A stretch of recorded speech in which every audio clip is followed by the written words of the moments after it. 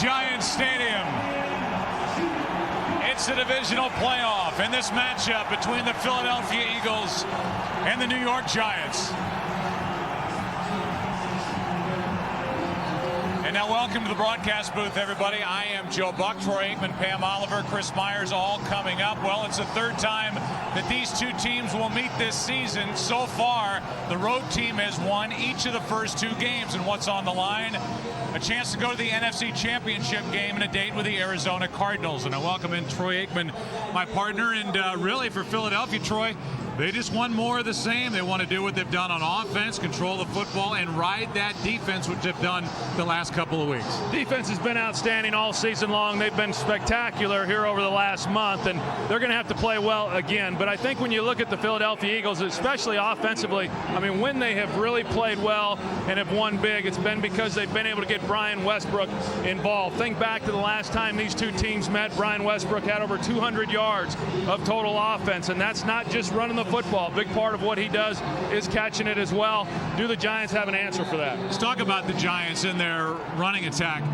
In the two games, first game they ran all over the Eagles, won the ball game. Second game they were pretty much shut down. Is it that easy to just say it depends on how Brandon Jacobs and Derek Ward run it? Yeah, I don't think that it is. And we all know that the Giants love to run the football. They've been great at it all season long. They haven't had to rely on Eli Manning to win a lot of football games for him. But I think that because of the way that the Eagles have played defensively and stopping the run really all year long, I just see this as being a game to where Eli Manning and more importantly, these wide receivers are going to have to play big. Think it'll be a good game? Maybe. Should be fun. It's the Eagles, it's the Giants. Philly's ready. New York's ready. We'll come back and have the kickoff on the other side of the break.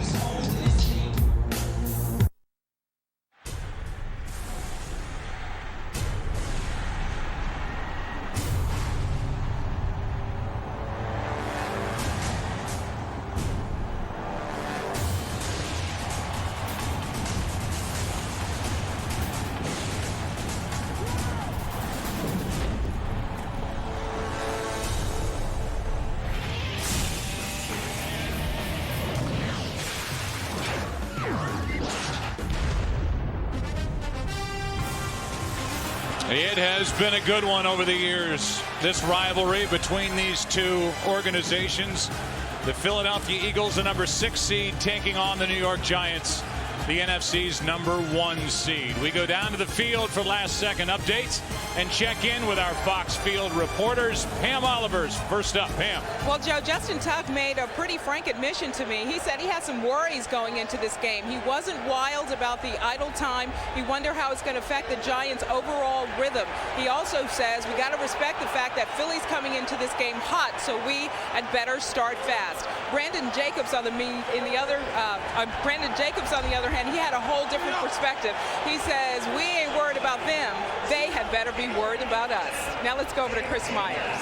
Well, Pam, Donovan McNabb doing all he can to keep his hands warm. He said for a road game he feels comfortable, and to handle the unpredictable winds, he has experience here throwing the ball low with extra velocity. He didn't talk about how the Giants didn't sack him in 2 games this year, but he did say, if I have to use my legs and run more in this game, I will. You have to pull out all the tricks. And because of the exposure to the sun on the Giants sideline, which is by design, some of the snow on the ice has not melted near the Eagle bench. It's a little slippery over here. I guess, Joe, what I'm saying is despite the temperature reading, it's colder on the Eagle sideline. Thank you, Chris. Thank you, Pam. Hence the hat for Chris. He looks like he's in prison break. So it'll be chilly down there on the sidelines. 30 degrees with the wind whipping around.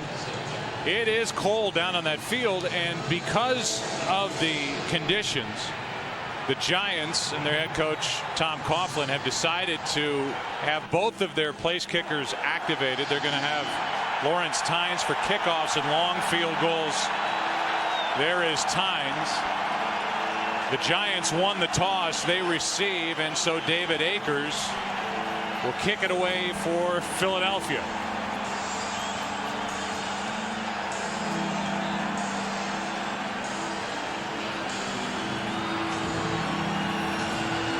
Ahmad Bradshaw, the deep man for the Giants.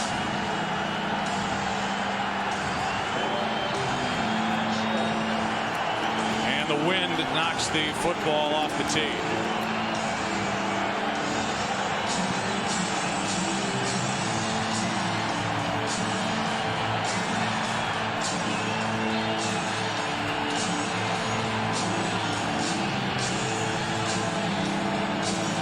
Career high 17 touchbacks this season for David Akers, kicking with the wind.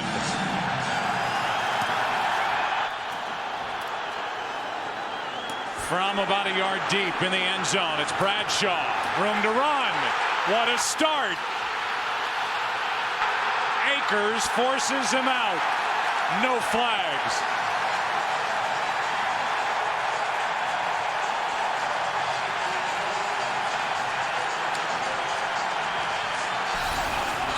And what did Tom Coughlin tell us just the other day? Field position was going to be real key in this game. You take the opening kickoff, Ahmad Bradshaw starts up the middle, and a great job by the wedge of giving him some clean lanes to run in. David Akers is able to get over there and make the tackle, saving a touchdown. Season-long 65-yard kick return for Ahmad Bradshaw, and the Giants start at the Philadelphia 35.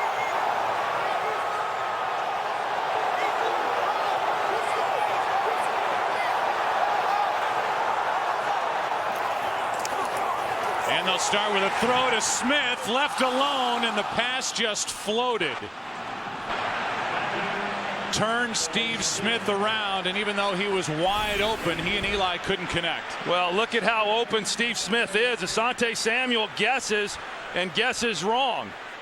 Doesn't get any kind of jam on him whatsoever, and you can see right there, going into the wind, the Giants are right now. You've got to really be able to drive it as the quarterback. If that thing starts wobbling on you, coming off your hand, you've got no chance. Working right into the wind down in this end of the field at 2nd and 10.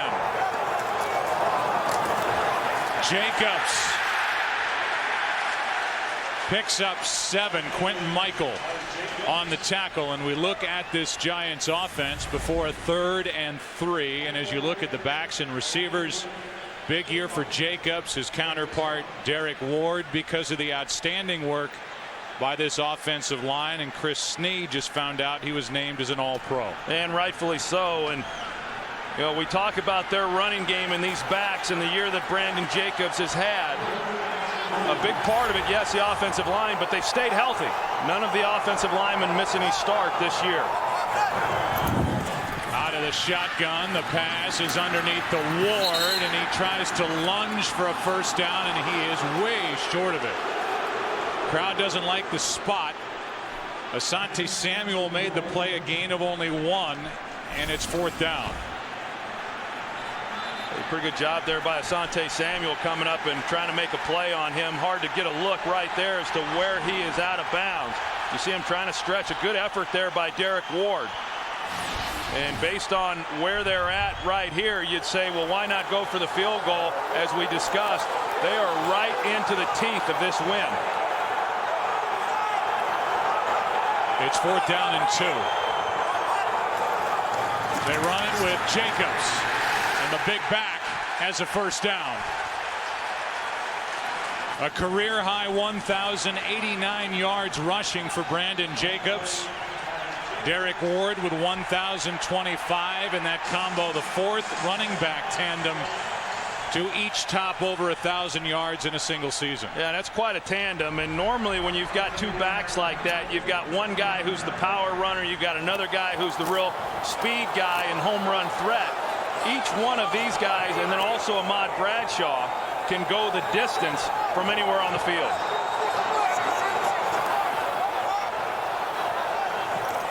A blitz from the Eagles. Giants pick it up. Manning throws and hits the tight end, Darcy Johnson. He has another New York first down. And they've worked Darcy Johnson more and more into the offense here with the Giants. Darcy Johnson, an athletic guy, but the offensive line, you're going to see the protection that they're able to give. They bring a linebacker blitz last week. The Eagles ran a lot of that as well, but you've got Darcy Johnson there on an out route. A ball again from Eli Manning, not real tight, but he's able to get it there before it got defensed. Inside the red zone. First down at the 11. Jacobs, right side. And a good play is made by Brian Dawkins. Just a 2-yard gain. Dawkins is the emotional leader of this defense for Philadelphia. As we say every week, they have a lot of rotation up front with this group. They get Victor Abiamiri back and healthy for their nickel defense up front, and they have a young group of linebackers, not very long on experience, but they are, for the most part, still energetic and moving around the football field awfully well. Yeah, they've played well. Their play has gotten better as the season has gone along, and I think that's why the defense also has gotten better. 2nd and 8, it's Jacobs. And there was nowhere to go.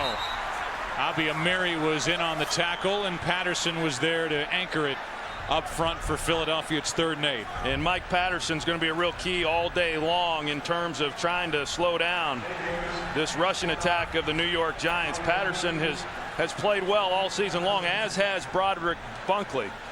And I know that the Giants have great respect for both of those guys and know that they're going to have to get them moved out if they're going to have any chance. It's 3rd and 8.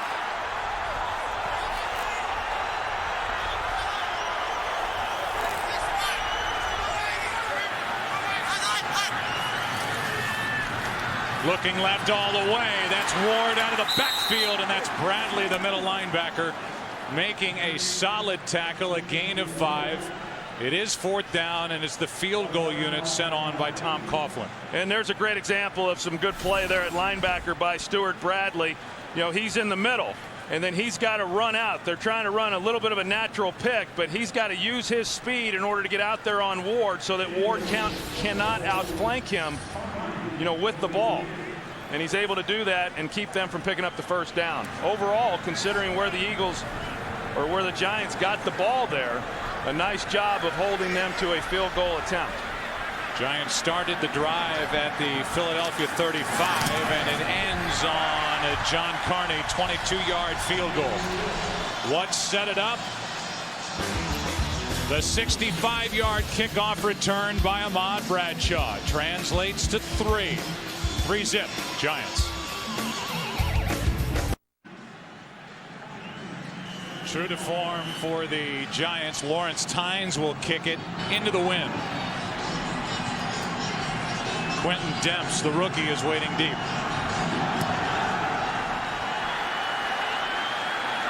From the 15. Demps hung on to the football. Got away from Chase Blackburn and turns in a 19-yard return. David Akers, boom. Made that tackle on the kick return by Bradshaw. Might have been a little shaken up. Phillies ball down 3.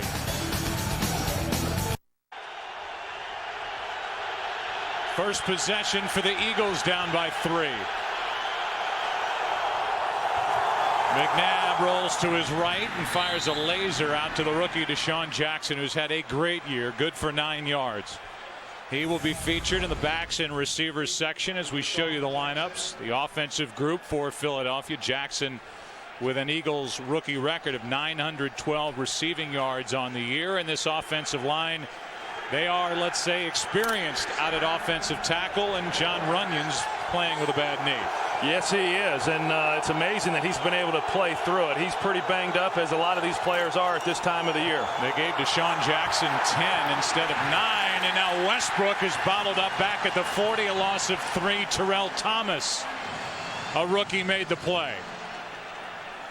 And we look at the defense, the 5th ranked defense across the NFL during the regular season.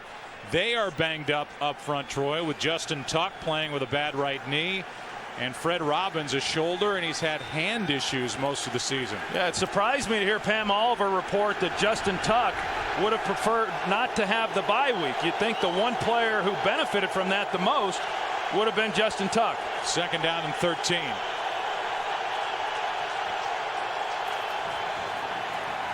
McNabb dumps it off. Buckhalter, nothing. Brought down by Johnson, a loss of 3.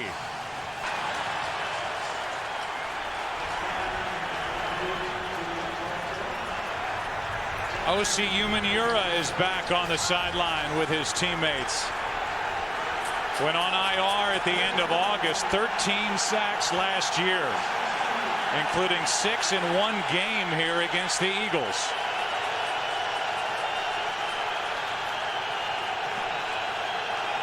Third down and 16.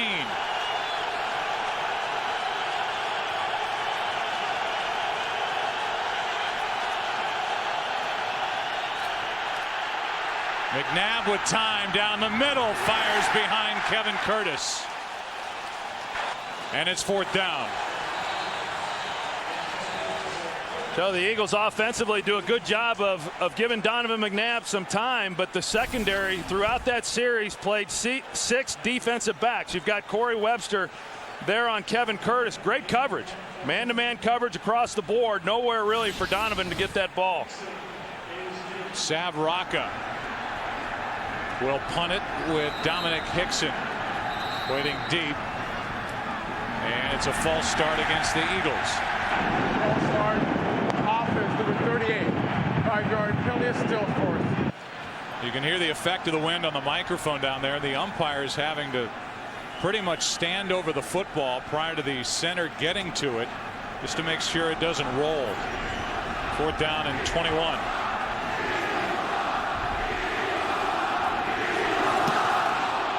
Rocca just got it away. Hickson, penalty flag is down. Now another comes in, and Hickson won't go down. He crosses the 40, but there are 2 flags on the play. An 18-yard punt return, but it doesn't look like it'll stand.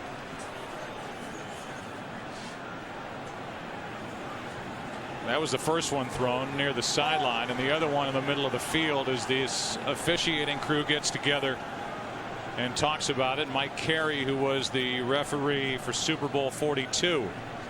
The Giants beat the Patriots as the referee here today.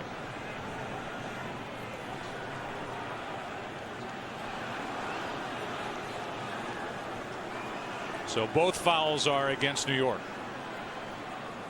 Yeah, it's got to be pretty upsetting to Tom Coughlin because they were going to have pretty good field position had they not have had the penalties.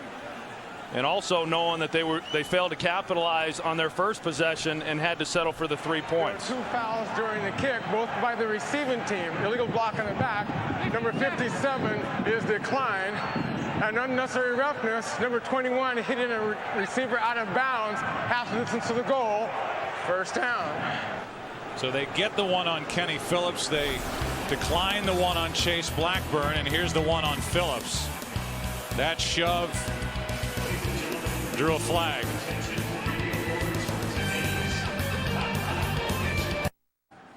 I'm gonna give you every inch of me on this field. Give me the same in return. All of that. Stop, Bubba, baby. 1, 2, 3. All in.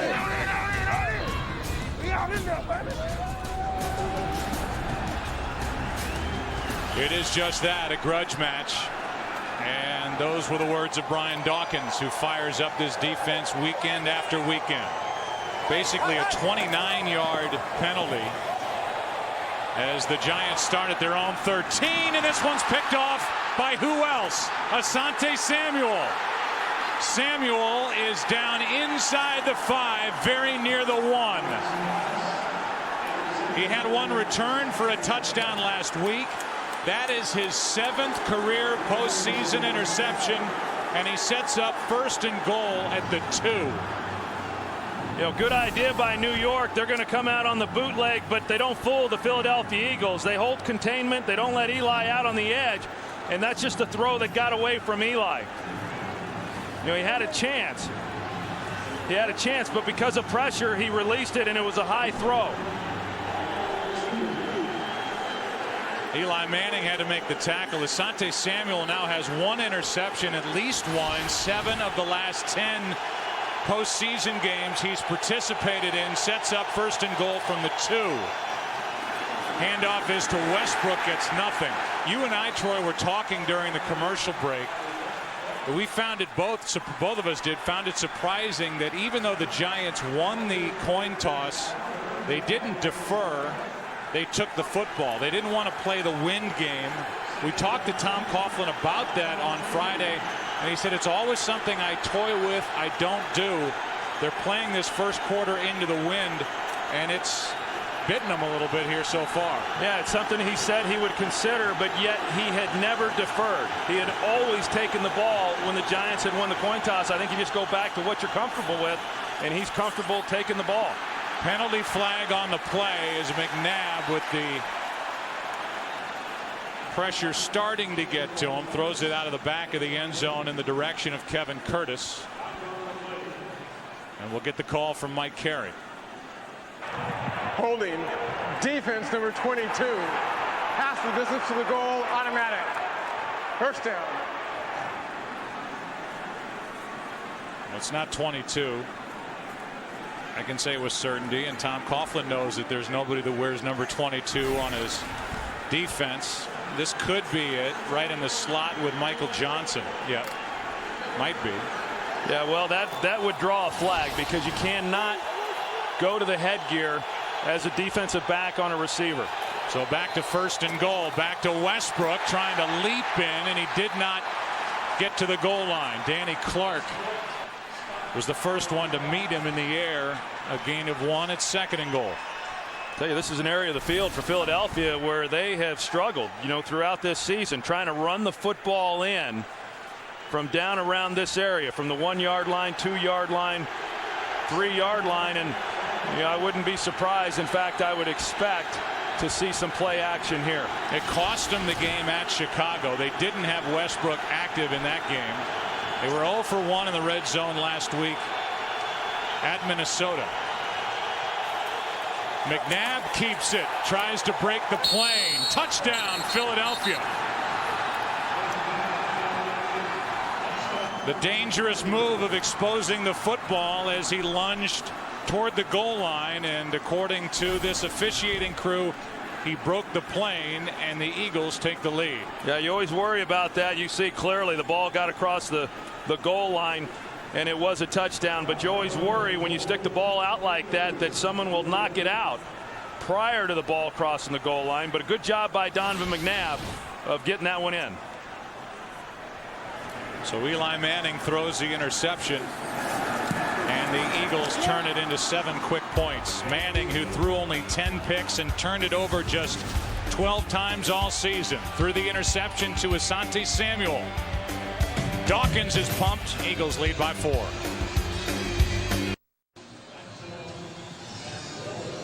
Asante Samuel with his 7th career postseason interception.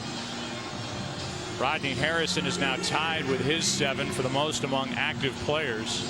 And Asante, and the money that they gave him, a 6-year deal with $20 million guaranteed to come to the NFC, come to the Eagles from the New England Patriots, where he's played in 3 Super Bowls, won 2 rings. That has paid off this postseason. And his interception turns into 7 points and a lead for the Eagles as Akers kicks it away.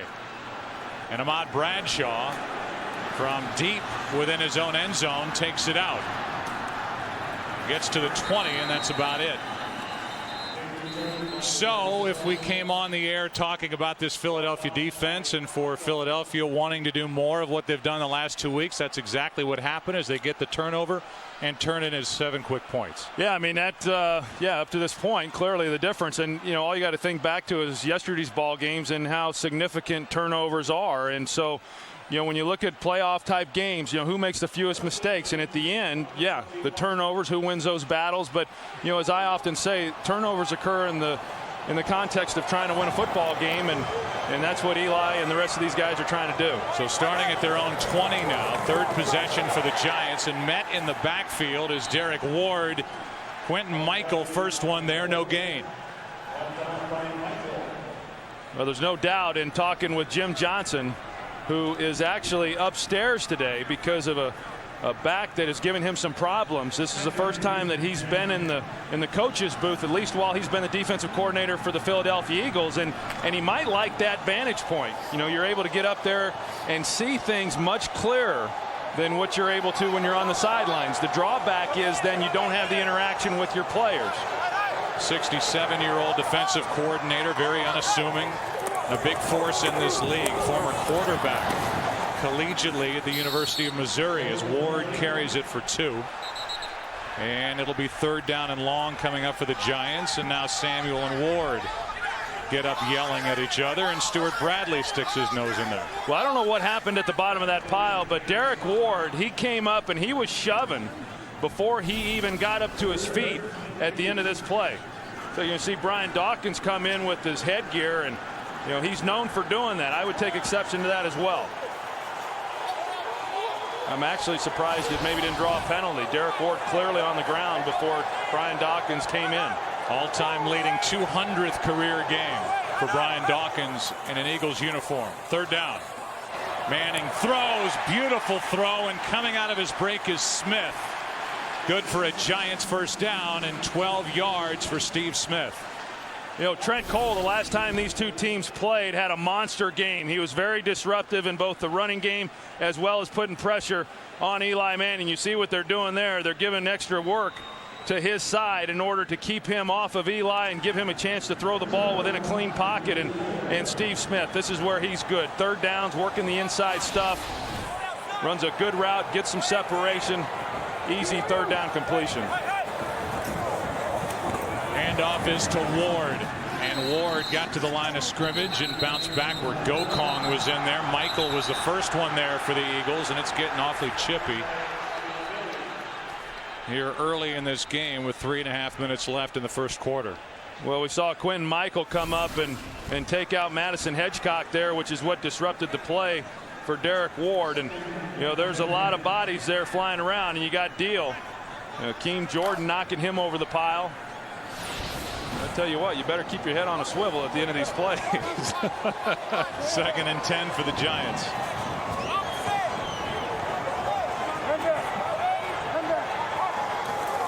Blitz from the Eagles. Ward over the left side. Not much. Picks up a yard. It's 3rd and long again with Bunkley making the play. Well, and this is what Jim Johnson talked about the other day, is we are going to put an extra guy in the box, and we're going to do everything we can to shut down their running game, whether that's Derek Ward in the lineup, as he has been on this possession, or Brandon Jacobs. But they wanted to get them to 3rd and long. That has been the key to the Eagles' success, and certainly the key the last time these two teams played. Get them to 3rd and long, and then they can start bringing the pressure on Eli Manning. Since the interception, the Giants have run 5 plays, 4 on the ground. It's 3rd and 9. A pocket for Manning, who throws a floater to Toomer, incomplete, out of bounds. And so 4th down now for New York as the Eagles defense forces another punt. Asante Samuel is able to get a jam on Amani Toomer, but then Samuel goes inside and leaves Toomer wide open on the sideline. Eli's able to find him, but he's having a hard time throwing the tight spiral to drive it through the wind. Every time he's tried to get one down the field, the wind has gotten a hold of it and really has made it balloon like a kite. Fiegels is having maybe his best year. Deshaun Jackson with nothing on the return, and Jeff Fiegels, a penalty flag comes in at the end. Jeff Fiegels, who is headed to his 2nd Pro Bowl and who has his highest gross punting average of his career, just hit a 45-yarder with nothing on the return. During the return, illegal block in the back. Receiving team number 37. Half the distance to the goal. First down. And that's Considine. Not much, but a penalty, and that will move the Eagles closer to their own end zone. The last Eagles drive started 88 yards closer to the Giants' end zone. This one starts at their own 10. And good play by Michael Johnson off the edge, brings down Westbrook, a loss of 1. Westbrook here on the 7th of December, a career high 33 carries, 133 yards. Total yardage was over 200 for the game. A game that the Eagles in the end really needed to win. They got the victory 20-14 here in that first weekend of December. 2nd and 11.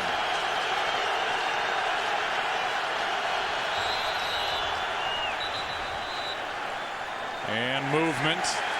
L.J. Smith. False start. Offense number 82. 5-yard penalty. 2nd down.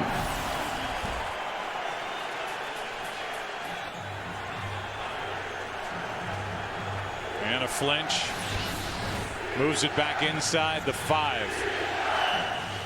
So we're seeing right now New York mix up their defensive personnel packages quite a bit. First down, they were in their base package, 4 defensive backs. Even against standard personnel on second down, they went with 5 defensive backs. So they're giving some different looks to this Eagles offense. Westbrook at the top of your screen. Instead, they hand it off to Buckhalter, Troy, something we saw a couple of times last week at the Vikings. They spread Westbrook out. All eyes go to Westbrook, and then they hand to Buckhalter. This time they do. Tuck on the tackle, a gain of 5. Yeah, and I think Buckhalter needs to be more involved. I mean, you're always wanting to get the ball to Brian Westbrook. There's no doubt about that. But Correll Buckhalter, when he has been given his opportunities, he has played exceptionally well. Think back to last week, 2 carries, but one of those 27-yard run. 3rd down and 10.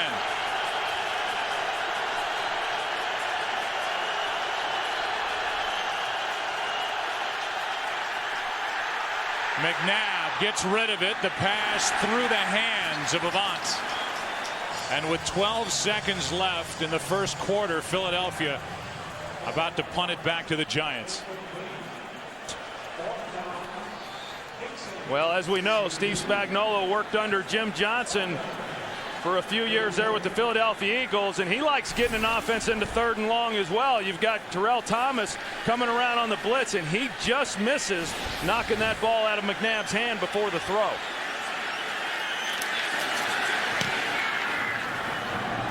Rocca hits a line drive. Hickson on the return. Wow, what a hit by Considine. And a penalty flag, actually 2, fly in at the end of that play. Sean Considine is on the top of the special teams chart that the Eagles have in their locker room for the work he does on special teams, the dethroned starter at strong safety. And he has had an impact on special teams. During the return, illegal block in the back. Receiving team number 25, 10-yard penalty, 1st down. So with 3 seconds left, the penalty on R.W. McQuarters.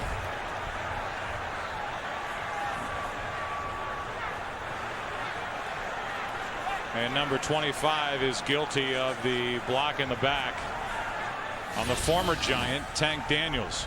Well, you can see the frustration on Tom Coughlin's face. That's twice now that they've had an opportunity. Now the field position here is still pretty good, but not nearly as good as what it was going to be. And you know, field position is so vital to being able to move the football and come away with any kind of points when you're going up against a defense that has been as red hot as what the Eagles has been. Eli Manning cannot wait to snap this ball, have 3 seconds elapsed from the clock, and switch sides of the field. Working into the wind, it's Jacobs. Good run on 1st down. Picks up 11. And for the Giants, a solid end to the first quarter. We are done with 1. The road team, Philly, up by 4.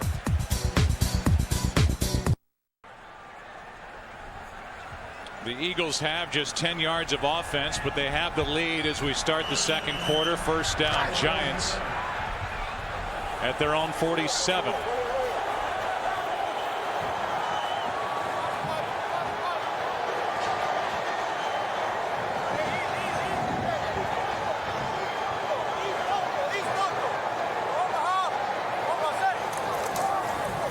Jacobs tries the right side, a little cutback, picks up 2. That's a penalty flag, and that's Tom Coughlin, head coach's reaction to the penalty flag. One's yellow and one is facially red. Yeah, there's never any confusion as to how Tom feels about anything. And just knowing, one, he just doesn't like penalties, but knowing how important, you know, I've talked a little bit about it already here in this first quarter, how important field position is, and when you shoot yourselves in the foot and you give that up, that's frustrating. Toss to Jacobs, running left. Gokong made the play, and Jacobs picks up 1. So a 3rd and long coming up. And for Philadelphia's defense, I know that was a 2nd down play, but what they were good at this year They were number 1 in the NFC in what they allowed the opposing offense to do on first down. Only 4.1 yards on first down on average. And so eventually that translates into 3rd and longs. And that's when this Philadelphia defense comes at you. Yeah, and then that translates into being second best in the National Football League, stopping teams on 3rd down. And then that means that your offense gets the ball back. A blitz. Manning slides, throws, Smith out of his reach. It was there. Manning missed him a little too deep, and it's 4th down. Yeah, Steve Smith, he's able to get by him. You're going to see Sheldon Brown, who's in coverage, and he's got safety help over the top, but Dawkins was a little late getting there, so a better thrown ball, and Steve Smith is able to make a play in behind the safety coverage. But now New York is throwing with the wind, so that presents another set of challenges for a quarterback throwing with the wind. Fiegels hits it, kind of a knuckleball that takes a bounce, and it's still alive, down by Zach Diassi. Terrell Thomas knocked it back into play, and Diassi got on top of it at the 5. What a good play by the rookie Terrell Thomas. And now Philadelphia will take over at their own 5, up 7-3. The Eagles' first play today was a 10-yard completion to Deshaun Jackson. Since then, they've run 9 plays for no yards, but they have a touchdown. 10 total yards for the Eagles offense. Starting at their own 5. And a blitz from the Giants. Handoff is to Westbrook. Picks up a yard and a half. The ball comes out, but they've blown it dead. The play is dead at the 6. And the ball belongs to Philadelphia. Yeah, it looked from here that he was down, and a good call there by the official. Take a better look at it here and see if his knee's on the ground before the ball comes out. Yeah. His arm was. His arm was. The ground caused it. It's 2nd and 9 from the 6. I'll tell you, this Giants defense up to this point has done a good job on Brian Westbrook. That was a #1 priority coming into the game, and they've accomplished that so far. Another blitz. McNabb is in trouble. Just flips it out of there. And they throw the flag. If it happened in the end zone, that's a safety. Yeah, and it did, and that's a good call. Donovan McNabb clearly within the pocket. Grounding. Offense number 5. No receiver in the area. Safety. That's a good call. Donovan McNabb was clearly in the pocket and trying to avoid the sack. Throwing it out. No receiver in the area. You're going to see as he drops back. Good pressure there. Justin Tuck coming off the edge. He's the first one there, and just an attempt to get it out. He had nowhere to go, nowhere to escape. The guys filled their lanes inside. Good defensive stand. And so how about that? The New York Giants in 2 games, even though they had 42 sacks on the year, 6th best total in the NFL, did not have 1 against Philadelphia. Had 15 against the Eagles last year.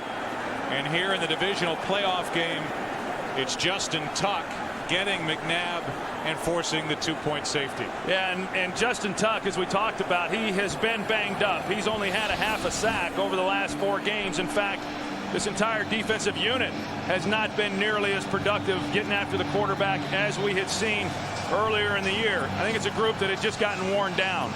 So although Justin Tuck wishes maybe they had played last week and just kept on going, I think the bye week really served them well and has gotten them healthy. And we witnessed that on that last play. So 12 and a half left in the first half. The Eagles lead is 2.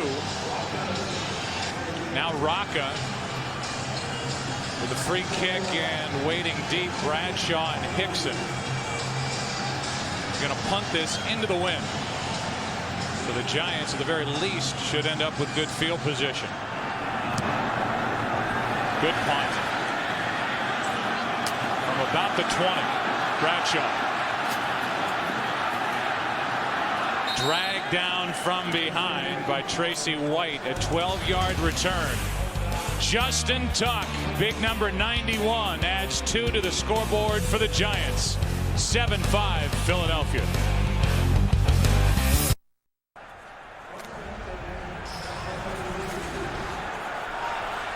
Watch Antonio Pierce on the sideline talking to the line judge about the center. Jamal Jackson of the Eagles jerking his head prior to the snap. Derek Ward picks up 4. Going back over the tape, watch number 67, Jamal Jackson.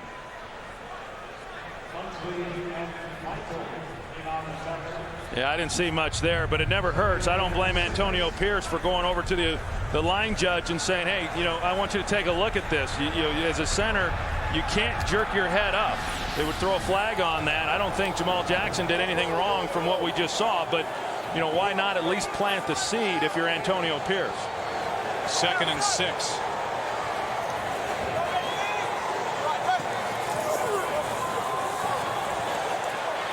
Manning throws and hits his tight end Kevin Boss. And Boss, from where they're spotting it, looks like he's got enough for a first down. He does. Well, and Kevin Boss has come along. Think back to last year and the job that he did in the playoffs last season, and didn't have a lot of catches, but boy, the ones he made were sure big catches. Thinking about the Dallas game before the half, certainly in the New England game in the Super Bowl, but he's had a nice sophomore year. Last year took over for the injured Jeremy Shockey. Shockey did not have a touchdown this year for New Orleans. Boss had 6 for the Giants, a gain of 3 by Derek Ward. And we look ahead to next weekend. It will be the late afternoon window in the NFC Championship game. The Arizona Cardinals are in. If the Eagles win here today, the game will take place in the desert. If the Giants win, the Cardinals have to come east. I tell you what, congratulations to Ken Wisenhunt and that entire team. Clancy Pendergast, the defensive coordinator, doing an outstanding job. That defense right now has surprised a lot of people in how well they are playing. Forcing 6 turnovers last night. This one was almost won by Manning. A penalty flag is down as Quentin Michael stepped in front of Kevin Boss. And a flag is down on the play. Illegal hands to the face. Defense number 55. 5-yard penalty, automatic first down. So that's Stuart Bradley, and even had Michael stepped in front, it would not have held up. And we take a look at the penalty by Bradley. Yeah, he's right here in the middle. He's your middle linebacker, and see exactly what it is that he does. He comes in on the blitz, and yeah, he's got a whole look like of Sean O'Hara there, right underneath the helmet. That's a big penalty. Right now what we've seen of Eli Manning in terms of throwing the football, he's just been a little bit off. I mean, there's been some opportunities for him to be able to make some throws and get some completions. It just has not happened. And even that last one got behind him, and yeah, there was the penalty, but that ball could have been intercepted. Manning throws, looking for Boss. Forced out by Bradley, one of the better throws, and 21 yards to Kevin Boss. Yeah, they come right back to the same route to Kevin Boss. This time, however, instead of having a safety on him, they've got Stuart Bradley in coverage. And once Stuart Bradley was inside and having to play inside out with an outside breaking route, as long as Eli got this ball to the outside, it was going to be an easy completion. 5th round pick last year from Western Oregon, Kevin Boss. 33 catches on the regular season. Here's Jacobs. Cannot get around Parker, and Michael is there to finish up. No gain. Under 10 to play in the first half. The Giants moving it now, down by 2. Well, I'll tell you, the Eagles are really overselling in order to shut down the run. And as Jim Johnson told us coming into this game, the real key is stopping Brandon Jacobs and Derek Ward. And if we can do that, we want to put the game in the hands of Eli Manning. And for the most part, they have done a good job shutting down the run. And that's why I think that for the Giants, at least here early in this game, some of the bigger plays that they're going to get are going to have to come through the air. And Manning has to take a timeout with a play clock about to expire. 2nd down for the Giants when we come back as they trail by 2.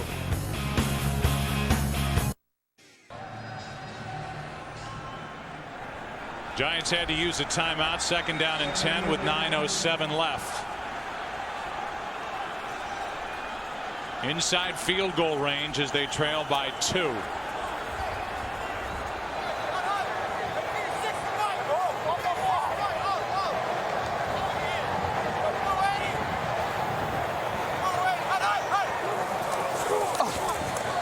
Blitz, the pass for Hickson, cannot get to it. A lot of wobbly passes from Eli Manning so far in this first half. Seems to be working with the wind, and it's now 3rd and 10. They're going to bring the blitz off the edge here with Brian Dawkins, and the Giants pick it up, and they're able to give Eli a pretty good pocket. You know, the Giants feel like they've got a good understanding of where those blitzes are coming from, and that's why they've been pretty successful in blocking it up. But that's another opportunity missed. Dominic Hickson was able to get in behind Sheldon Brown, but just not able to connect.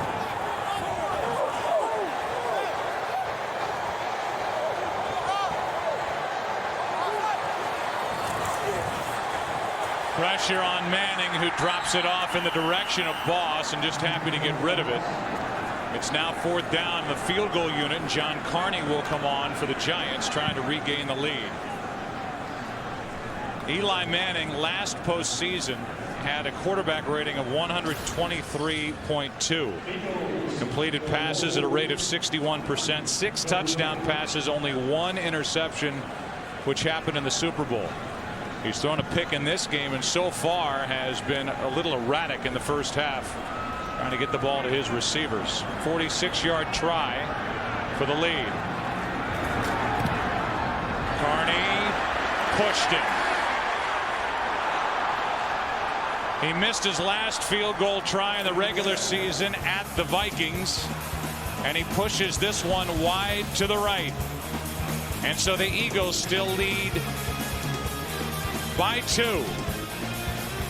7-5 Philadelphia.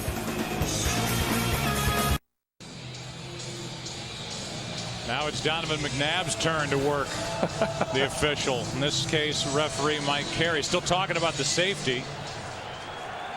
Yeah, he made it 7-5. He's trying to say that he got hit as he was throwing, and that's why the ball came out and was in the area of no receiver and should not have been a safety. Nice try. Taking over at their own 36, it's Westbrook. Westbrook gets nothing, rather Buckhalter. And Buckhalter stopped at the line of scrimmage. Let's go down to the field and Chris Myers. And on the Eagles sideline, McNabb through most of the first quarter talking about the wind and how when it was behind him it would push the ball upward and in the air. Now he's looking into the wind, and Donovan sleeveless, gloveless, and said before the game if it gets cold he'll put a glove on his left hand, he'll go bare hand, but the wind is more the issue. Yeah, and that's what we've seen from Eli Manning, you know, throwing with the wind, then the ball tends to sail away from you. On 2nd and 10, pass is complete. That's Brent Selleck. Selleck is out across the 40 to the 41, a gain of 5. So far, if the story was Westbrook coming in 5 weeks ago, he had 203 total yards here at Giant Stadium against the New York defense. So far, -3.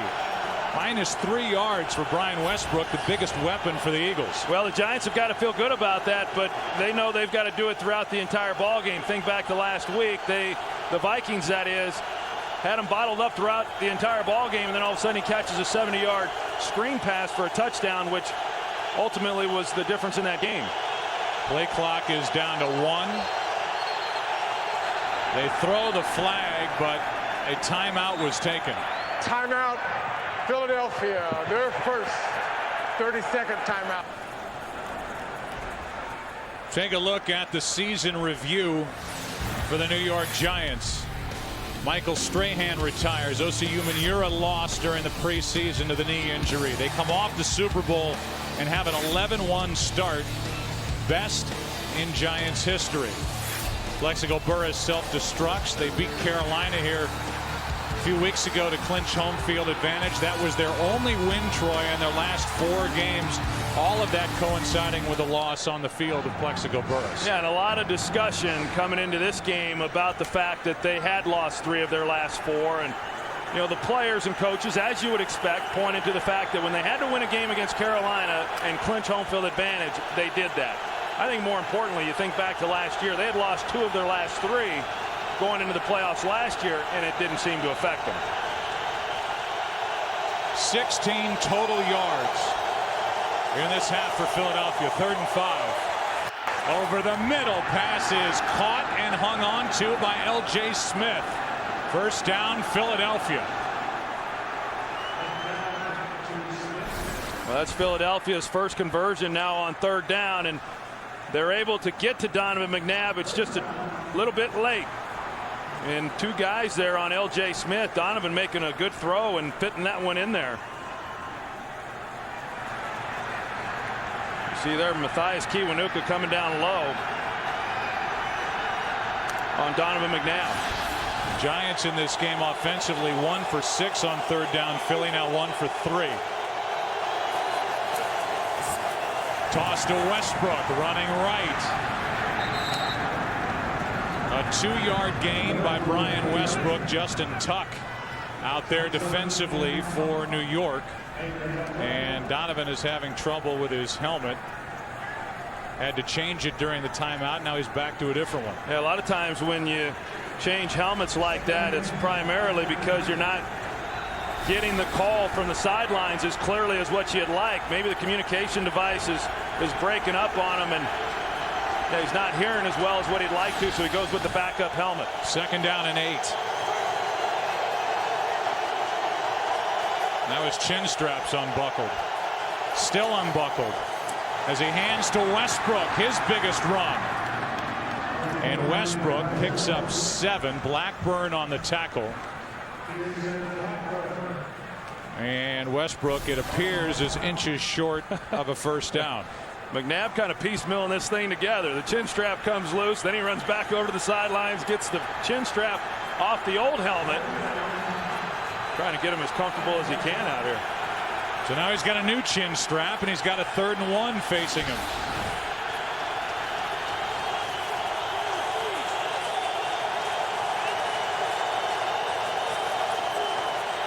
That's Buckhalter. And that's a good run on 3rd and 1. Terrell Buckhalter fought his way for a first down. It is a good run, Joe, because the Giants did a pretty good job of clogging that thing up inside. Not a lot of places there for Buckhalter to take it, but knowing that he just needed a yard, was able to put his head down and pick it up. That's one that won't be talked about much at the end of this ball game, but certainly kept this drive alive. So first down, Philadelphia. Up by 2. McNabb stumbling, somehow got it back into the arms of Westbrook, who picks up 1.5 yards. And McNabb's having all kinds of trouble. Either equipment or that time with his footing coming out from under center. Sometimes you get stepped on. It looked like that's what happened. You know, a lot of times these centers, when they hike the ball, they take a false step back. And as a quarterback, if you're not getting your feet out of there fast enough, then you get stepped on, and that's why you come out stumbling. And you're right, he was fortunate to be able to make the handoff. And you take a look at this right here, this play selection. It's been a long time since Eagle fans have seen that kind of ratio. It had been 4 straight running plays, and now this one is through the hands of Deshaun Jackson, with Antonio Pierce right there with him. So now 3rd down and 9. The Eagles have converted on their last 2 3rd down tries.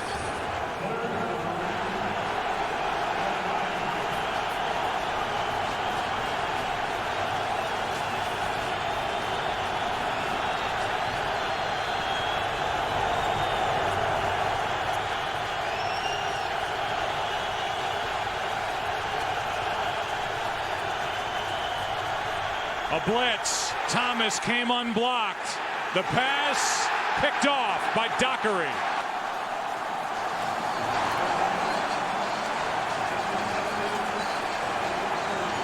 The rookie Terrell Thomas has had a very good first half, and he forced that pass as he came on the blitz.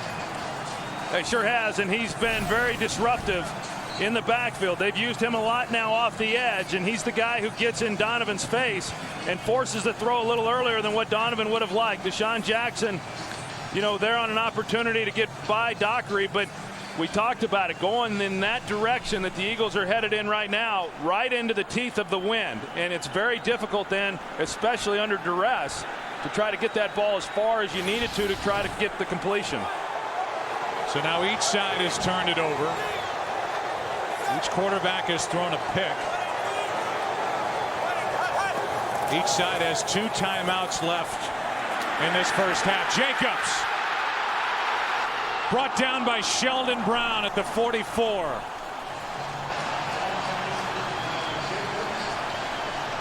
"24-yard gallop by Brandon Jacobs." Well, they don't talk a lot about Madison Hedgecock, but watch the job that he does coming off the line of scrimmage and how he leads the way then for Brandon Jacobs. A nice block on Quentin Michael, the safety, gives him a lane. And out in the open field, we all know Brandon Jacobs, a big man and very difficult to bring to the ground. Yeah, not going to go down on the arm tackle try. That was the longest play from scrimmage of this game for either team. 24 yards, and now Derek Ward over the right side picks up 5. Stuart Bradley on the tackle for the Eagles. You know, Sheldon Brown, who's on the opposite side of where this ball was run, comes all the way across the field, and he's the guy who ultimately makes the play. Great hustle on his part. It's a 24-yard run by Jacobs. He has 49 yards in the game. The Eagles have only 39 yards of offense. 2nd and 5.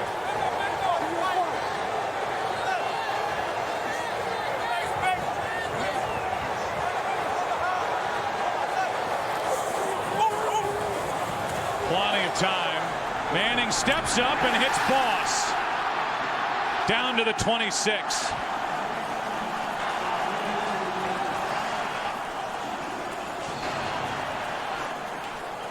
Stuart Bradley fell down in coverage, and Kevin Boss is good for 25 yards. Well, Eli Manning was looking elsewhere, but when he steps up into the pocket off the play action, it forces him then to get his eyes right to his tight end. And Kevin Boss runs a good route. Bradley goes down. Good execution. Here's Jacobs left side, a cutback, and throws his helmet into the chest of Bradley. That'll take us to the 2-minute warning. A 5-yard run by Jacobs after the 25-yard pass to Boss. Giants moving it down 2.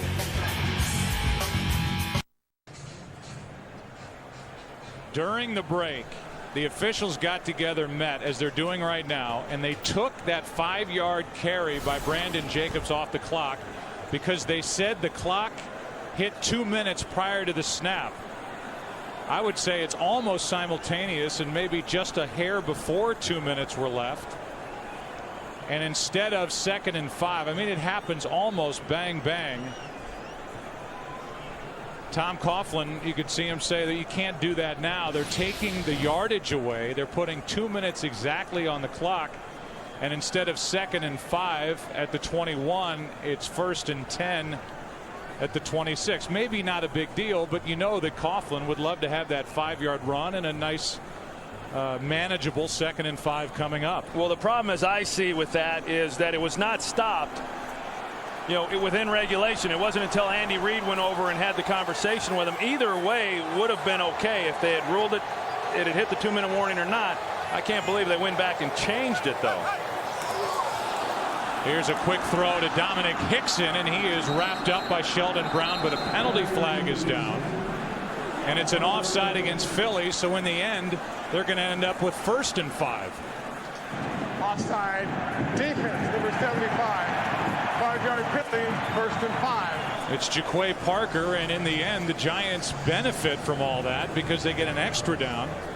And instead of 2nd and 5 from the same spot, it's 1st and 5. You know, Andy was pretty proud of what he was able to get pulled off, but you're right. Now the Giants are in better shape than what they had been if they had been allowed to run that play. So 1st and 5 from the 21, down by 2.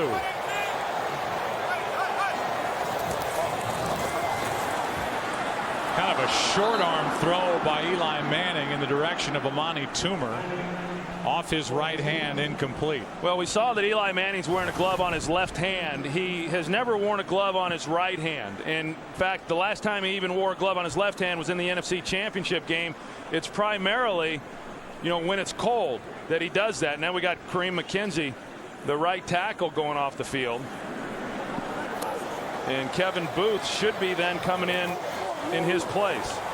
Big number 77 is out at right tackle for Kareem McKenzie, who has been bothered by bad back, but he limped off. Looked like something with one of his legs. 2nd and 5 over the middle, up for grabs and incomplete.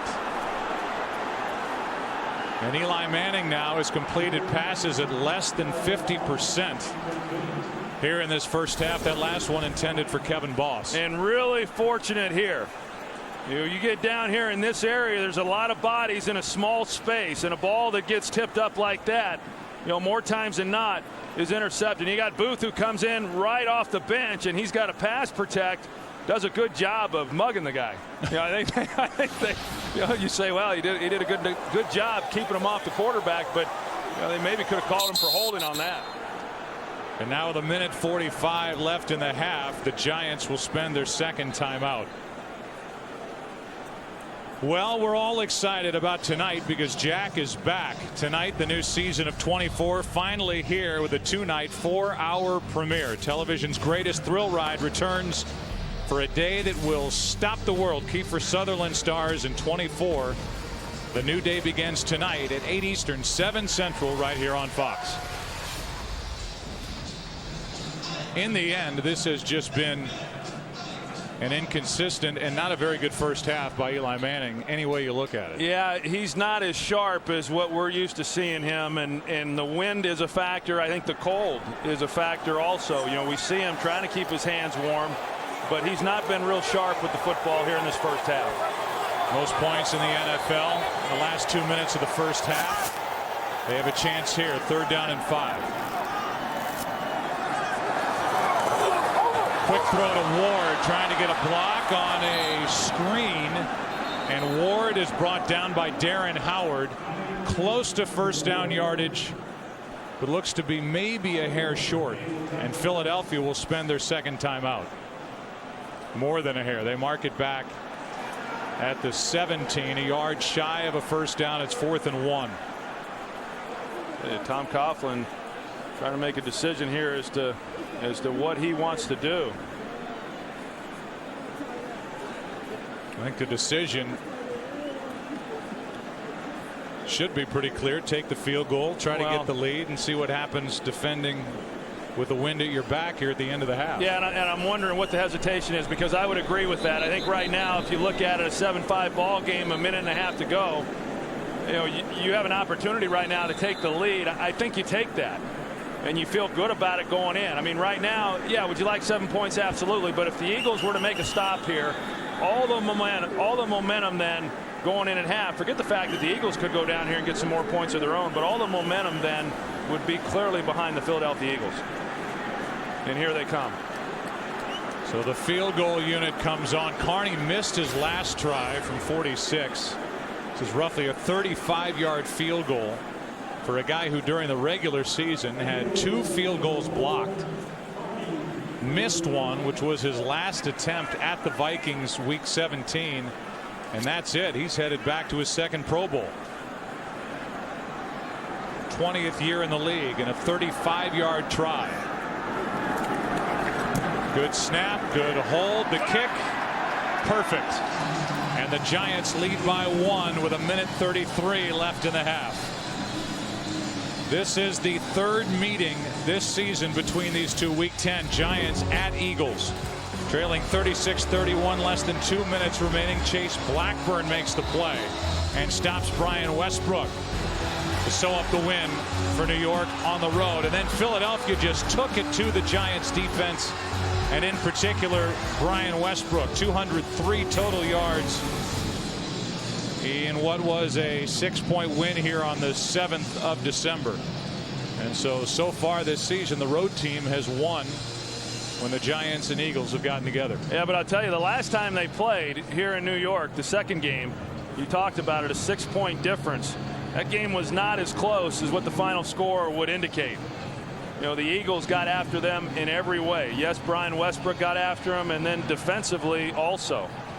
One of the one of the scores that the Giants were able to get was on a blocked David Akers field goal right before the half. But the Eagles certainly come into this ball game with great confidence. One, because they've played very well, but then also because of the success they had in that game here.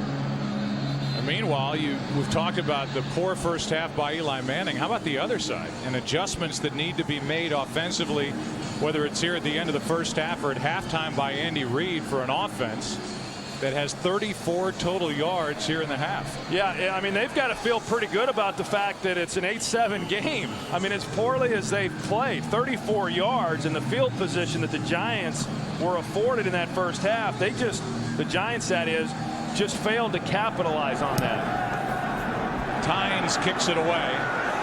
Quentin Demps from just outside his end zone. Gets to the 25, and that's it. Plays made by Phillips, the rookie safety. Coming up on the Visa halftime report, Kurt, Terry, Howie, Michael, and Jimmy.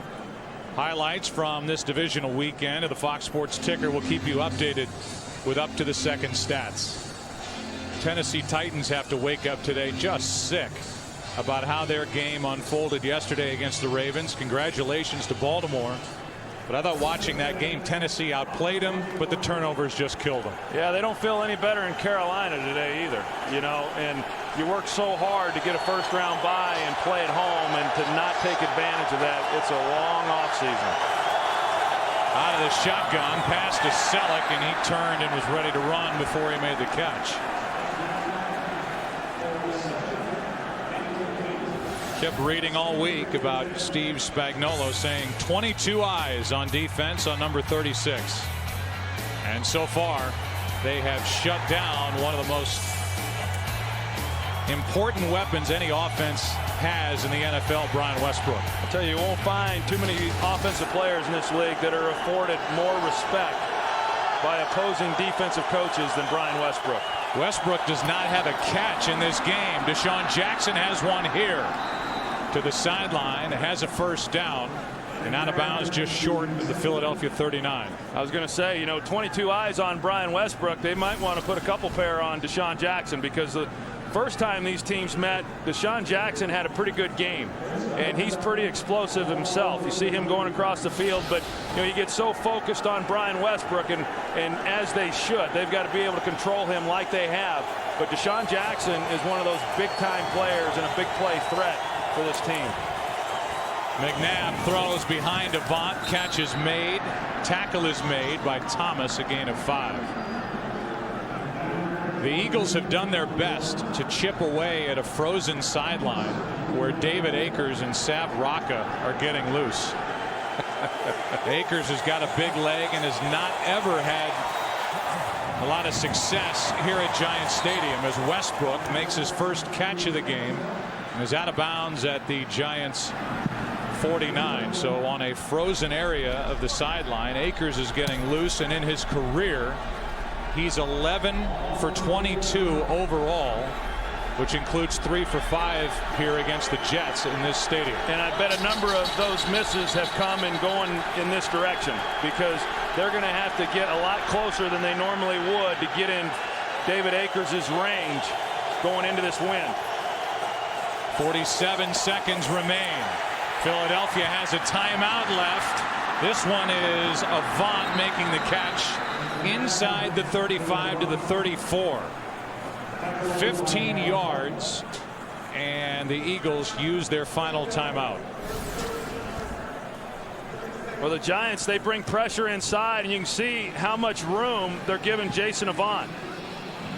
And he just runs a square in, and Donovan McNabb puts it right on him. You know, up until that point, their completions had been underneath things and doing a good job. Donovan was of managing the clock, getting some good yards, get out of bounds, stop the clock, and then they take the shot into the middle of the field. I'm a little surprised, however, that they burned their last time out with 40 seconds left. They could have gotten up there with the first down and clocked it, or they could have even run another play and maybe saved that last time out, you know, for the field goal team at some point later in this half.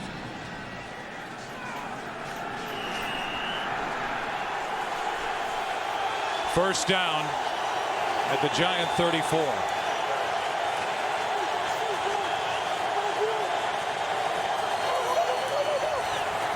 McNabb near the sideline. Deshaun Jackson with a catch, and he rolls out of bounds at the 25.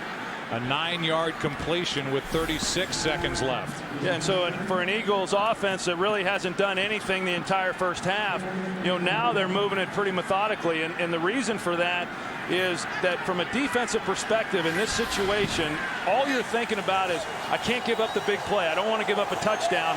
And so all of a sudden, all those underneath throws become a lot easier to complete. 2nd and 1. McNabb throws it away. You saw the numbers now, 5 for 7, 50 yards on this drive. After Donovan started this game, 4 for 9, 18 yards and an interception.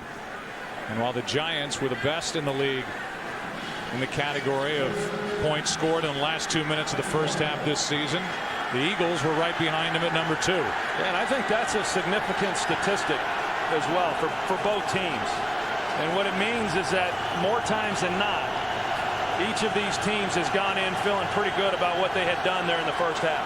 It's 3rd down and 1. Handoff is to Westbrook. He gets the first down, but the Eagles are without a timeout.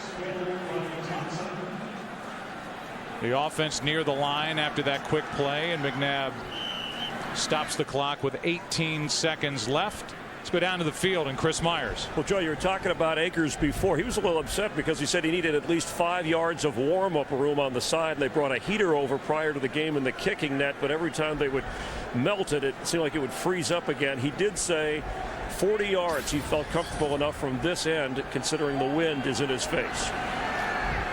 Right now, they are at a 40-yard field goal try. So they're right there on that number, 2nd and 10. McNabb steps up. Penalty flag is down as McNabb is shoved out of bounds by Antonio Pierce. 10 seconds left in the half. A flag is down.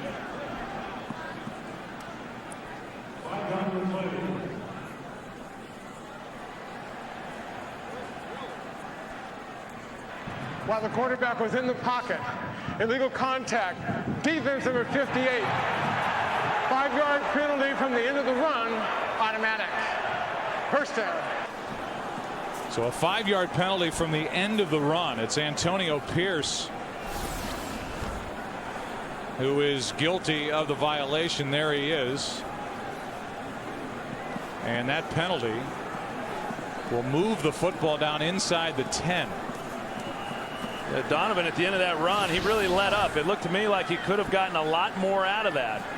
I know Donovan is not the runner today that he was, say, 5 years ago, but yet he's still dangerous, and you still got to be careful, and you've got to concern yourself playing man coverage and not accounting for him in the pocket. It's 1st and goal from the 7.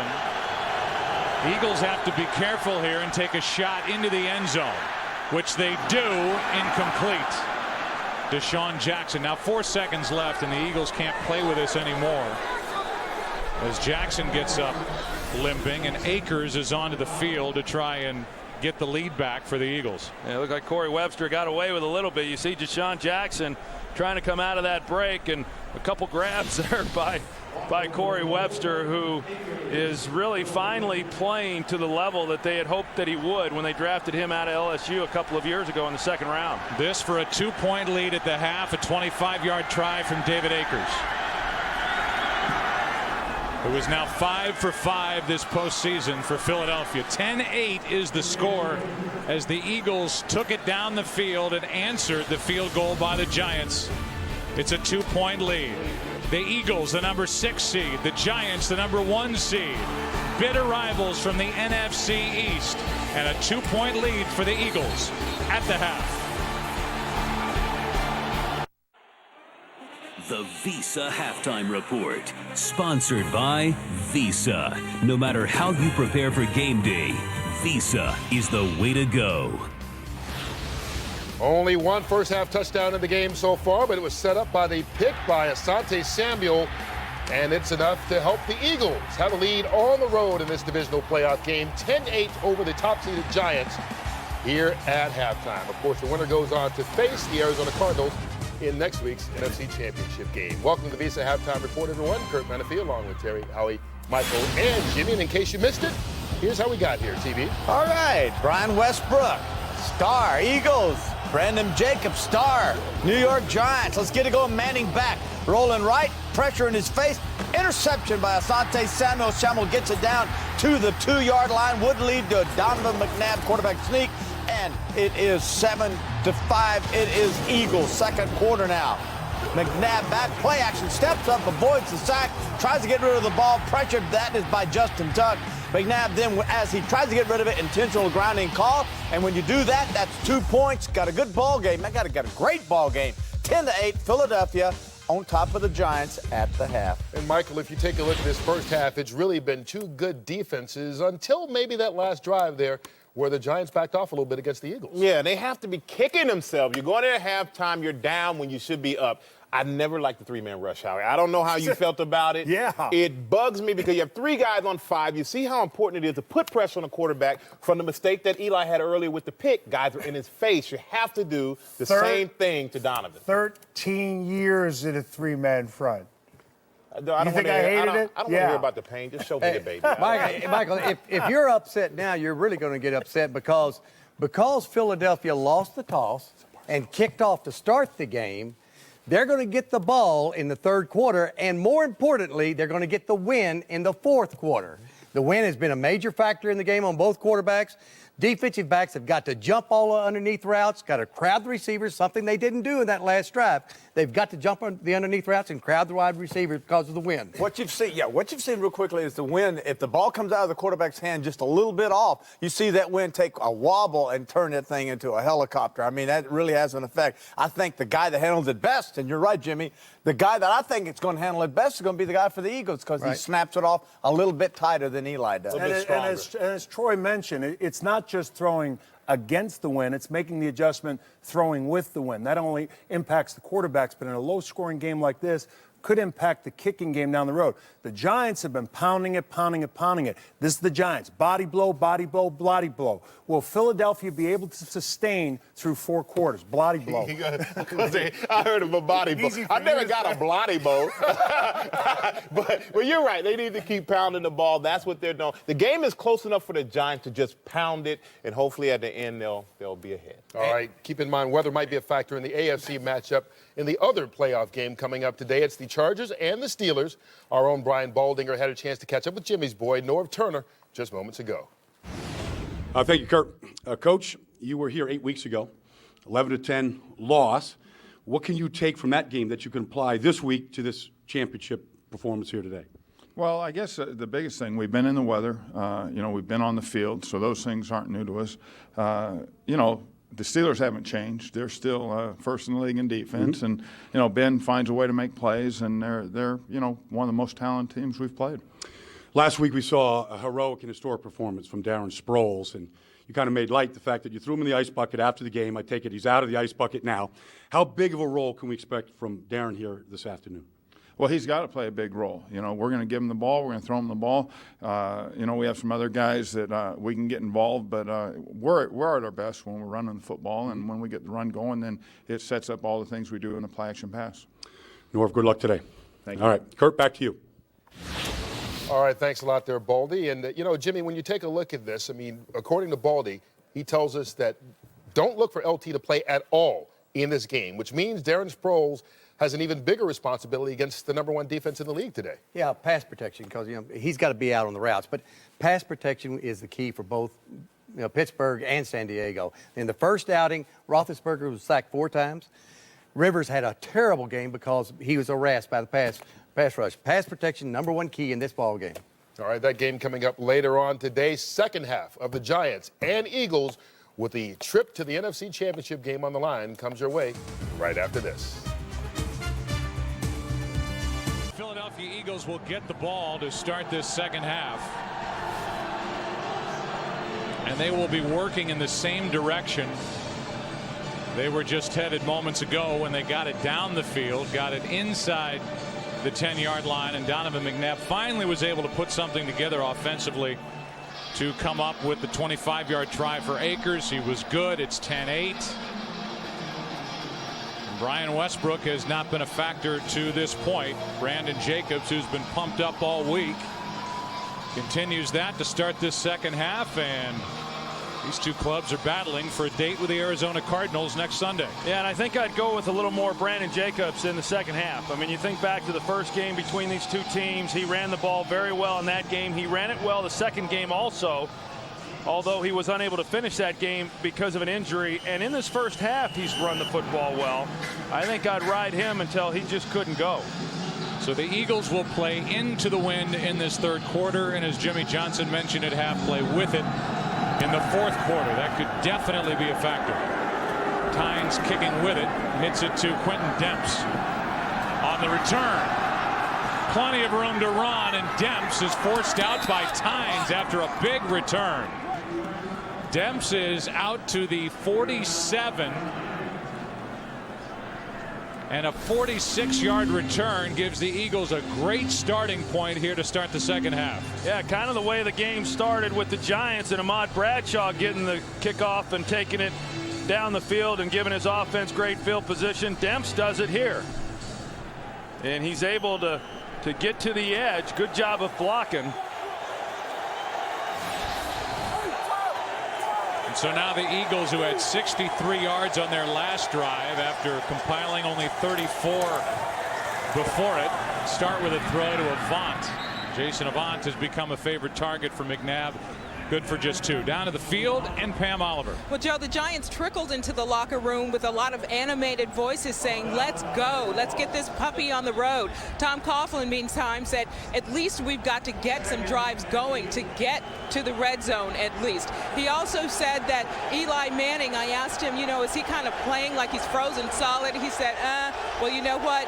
At least he's got to do is get some more accuracy than he has in the first half. Back to you. All right, Pam, thank you. This one is batted down and now ends up in the arms of Robbins. Big Fred Robbins is tripped up.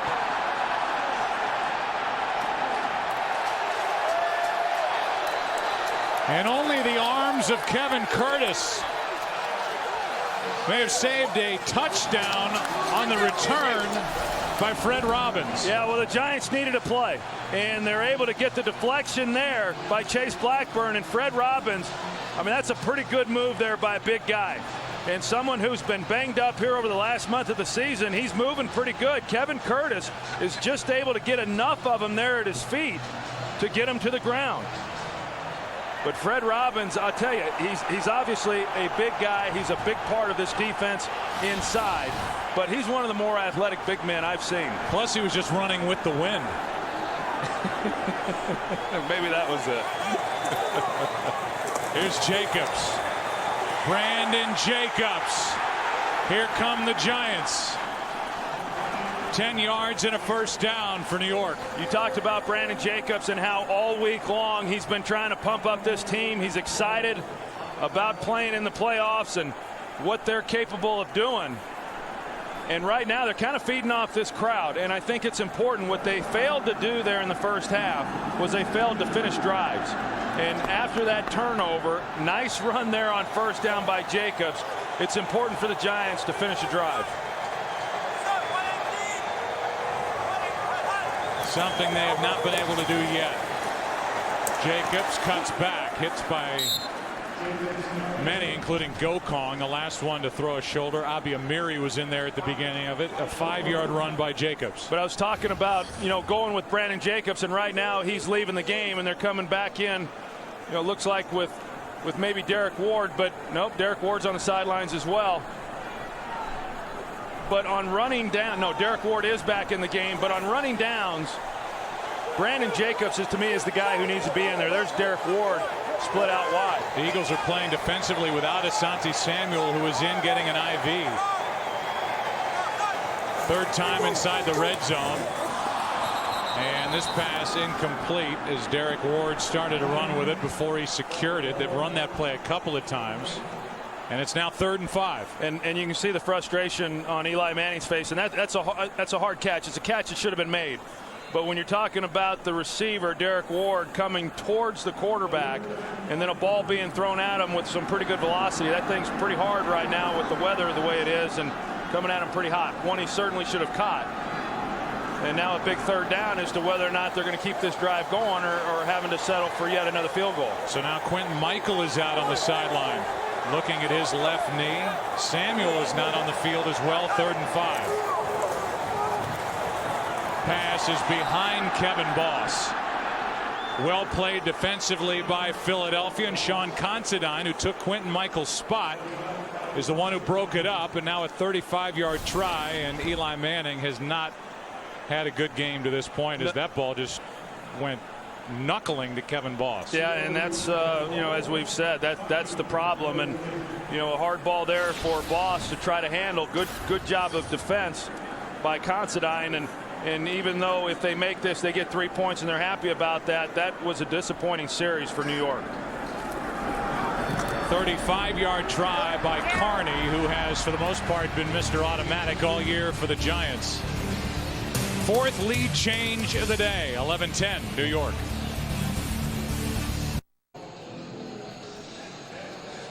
Asante Samuel just came back onto the field after getting IV fluids and missing that first defensive series after the interception by Fred Robbins. But now the Eagles offense about to get it back as Lawrence Tynes kicks it away. Another one for Quentin Demps from the goal line. And Demps out to the 25. Somebody lost a shoe out there. Kevin Curtis tackled Fred Robbins, saved a touchdown, and then Dawkins celebrates what was a defensive win for the Eagles moments ago.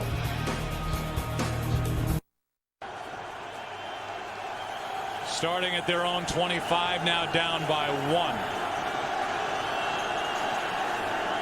Philadelphia fakes the handoff. They roll out McNabb, and the pass is off the fingertips of Brent Selleck. I tell you, neither quarterback has really been able to throw the ball with much effectiveness, and obviously the wind is playing a role in that. I think the cold is also, but even on some of these shorter throws, those are not difficult throws to make really under any conditions, and yet they've struggled even with some of the more simpler throws. Both quarterbacks are under 50% and under 100 yards throwing the football. Here is a carry for Buckhalter out to the 30, a gain of 5, but a penalty flag comes in.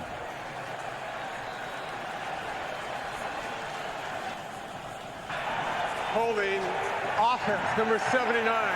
10-yard penalty is still 2nd down. They get Todd Hermans, who Andy Reid will tell you has played the best out of anybody up front along his offensive line.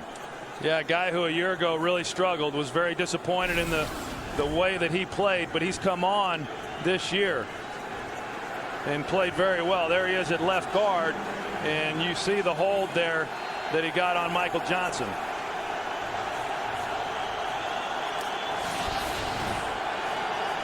Now Quentin Michael limps off.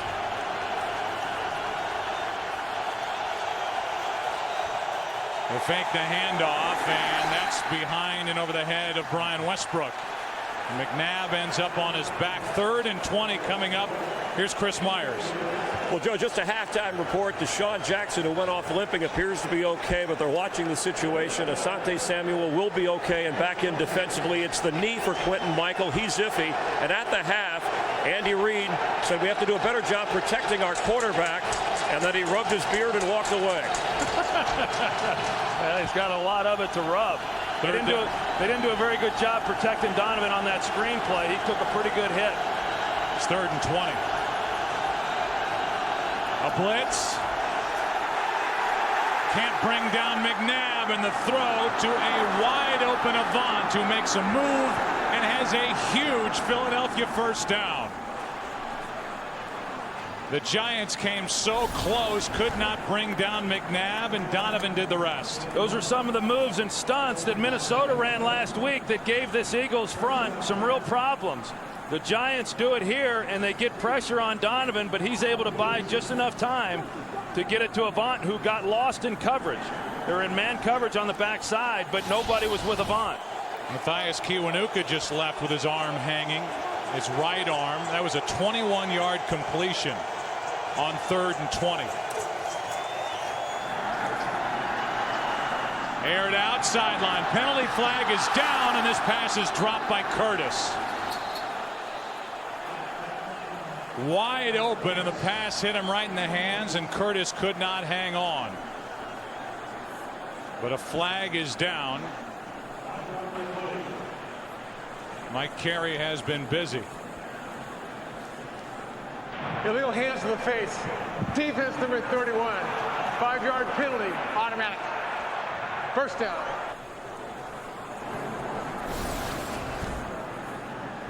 Well, here's Kevin Curtis on the outside. Donovan's able to get the safety, Kenny Phillips, to bite on Avant inside, and a perfect throw to Kevin Curtis. And normally he makes that. I mean, the ball just comes up and hits him in the helmet. And then on the other side, there's the penalty on Aaron Ross. I didn't see a whole lot there. Donovan was looking the other way. Typically, those aren't called. On first down, McNabb hits Buckhalter, who gets popped by Antonio Pierce, and then Pierce gets hit by Barry Cofield. But just to go back for a moment to that 3rd and 20, that's what Donovan McNabb has always done.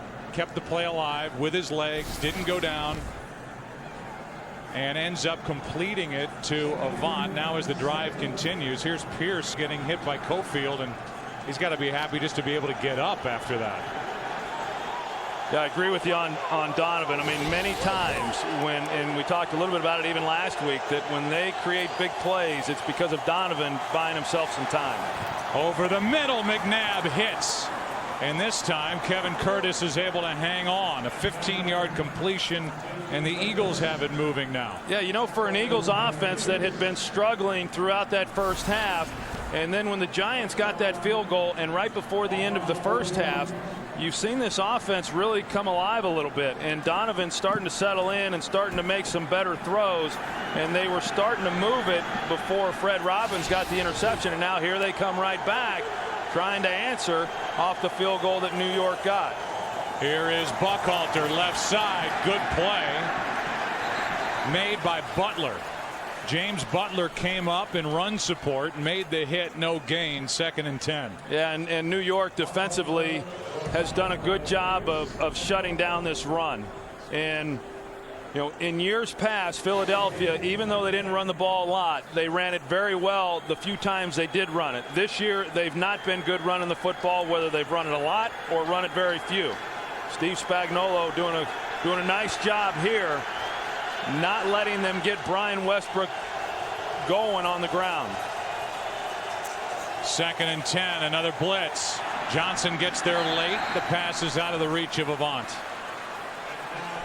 Michael Johnson coming on the blitz, could not get to McNabb. And now Justin Tuck is having trouble getting up. We've seen Tuck, Kiwanuka, Michael, Asante Samuel. And Tuck is going to need help. 3rd down and 10 when we come back. Way outside of field goal range are the Eagles, down by 1.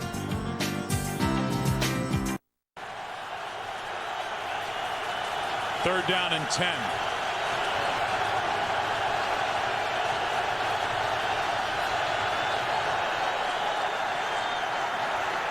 Eagles protect McNabb, but he has nowhere to go with it, and now underneath it's Buckhalter. Another 3rd down conversion, now 5 for 8 for the Philadelphia offense, 19 yards and a first down. Well, that time the Giants decided not to bring pressure. Here's Buckhalter. They looked like they were going to bring backers, but then they pulled out. 4-man rush gave Donovan time to move around, and then Buckhalter just ad-libbing. We saw a similar play against Dallas a couple of weeks ago. Donovan works to his right. Correll Buckhalter comes back underneath. They get the ball in his hands, and he's running away from the defenders. Now Jason Avant is flat on his back and getting looked at. Now up on his knees. He's rolled over. Now back the other way. So he's unable to get off. And then moments ago, before the timeout, Justin Tuck went down on his knees. It's first down Philadelphia, just outside the Giant 20. Steve Spagnuolo still trying to figure out a way for his defense to get a sack on McNabb. They do have a safety on him in this game, which is the difference on the scoreboard right now. Eagles have abandoned the run on this drive until right now as they hand to Westbrook. Brought down by Kenny Phillips. A gain of 4 down to Pam Oliver. Well, Joe, Justin Tuck, he has aggravated that injury he's been struggling with, and that's his knee and the lower leg area. They retaped his left knee. He is back in the game, as you see, and we'll have to watch, I guess, for his effectiveness. Back to you. And Pam, they move him all over the defensive formation. Now he's at left end. On 2nd down and 5. McNabb, Westbrook overthrown, and again McNabb ends up on the ground looking for his top target. And going into that corner of the end zone is probably the most difficult throw for any quarterback in this stadium. That's where the wind is really swirling a little bit differently than it is anywhere else. You're into the wind, but there's a little bit more action going on. And this was a ball that typically Donovan will be able to complete. And it's a good route by Brian Westbrook. He's open, an easy throw under normal conditions, but these aren't normal conditions. 11th play of this drive. It's 3rd and 5.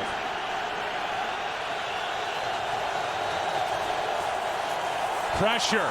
Pass was behind the intended target, Westbrook. Kiwanuka was coming, and McNabb had to get rid of it. Yeah, and that's why, you know, at the end, if things continue the way that they have, and people look at the numbers and say, wow, neither team had a sack, as was the case the last time these two teams played with the Giants, not able to get Donovan to the ground.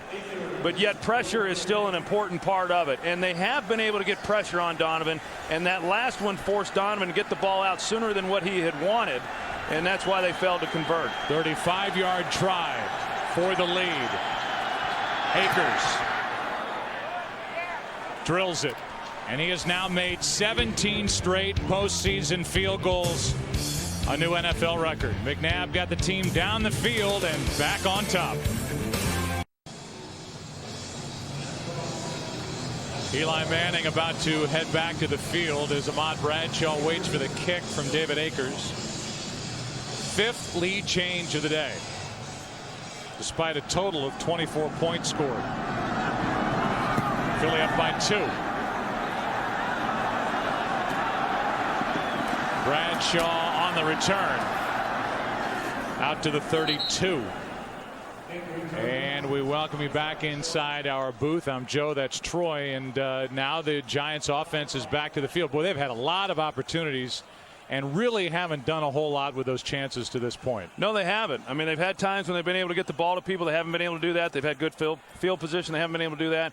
I think the real key, I was talking about it a little bit earlier, Brandon Jacobs has run the ball well in previous games against these guys. He's running the ball well here in this game. I think that get him in the game, keep him in the game, run the football with him, make the Eagles stop him. I think right now both quarterbacks struggling, really getting much going within the passing game. They do go back to Jacobs, and he is out to the 34-yard line, picked up 3. And yet I know you well enough to know that you believe at some point Eli Manning is going to have to figure out how to control these throws and going to have to make some play down the field to give his team a chance to win. Well, the way this game is unfolding, I think that's going to be the case, whether it's the Giants or whether it's Philadelphia. It just is shaping up to me that field goals are great, but somebody's going to make a play in the passing game and should be able to, because they're overloading in the run defense, that these receivers are afforded some real opportunities. Which one's going to make the play? Jacobs on the left side. Out across the 35, picks up 2. Brandon Jacobs is 6'4", 264 pounds. The front 7 for this Philadelphia defense averages 6'2", 266. Brandon Jacobs is a unique back as he checks out. Derek Ward, the 3rd down back, comes in. And it's 3rd and 5 for New York. And this is an area where Philadelphia has excelled, and it's an area where the Giants have been pretty good throughout the year also. But here today, the Giants have not. The Eagles have won this battle on 3rd down. Giants are only 1 for 8 on 3rd down. A blitz. Considine can't get there in time, and the pass brilliantly dropped into Hickson.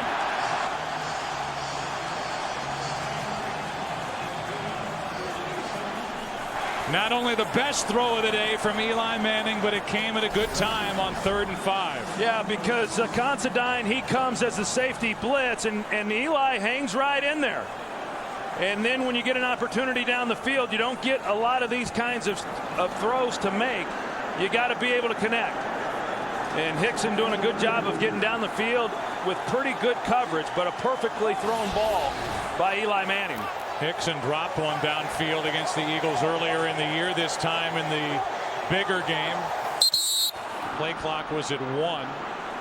Hickson hauled it in for 34 yards on a 3rd and 5. Giants call a timeout. First down at the Philly 30 when we come back.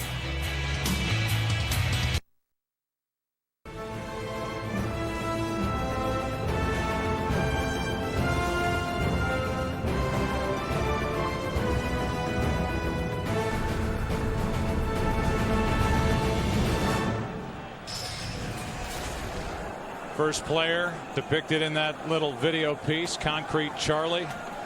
All the names through the years, whether it was Randall Cunningham or Jason Sehorn or the last person on that list, Plaxico Burress. Play action from Manning all day for Eli, who throws high for Hickson. That pass sailed out of the hand of Eli Manning. Sheldon Brown with the hit after the ball went through the hands of Dominic Hickson.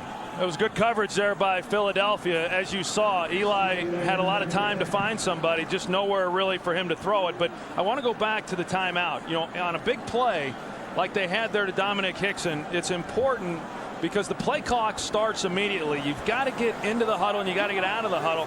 That timeout could prove costly as we move through this game. That is something that has plagued Eli Manning certainly over the years as Brandon Jacobs tries the right side, and well played. Gokong gets credit for the tackle, but he had help up front.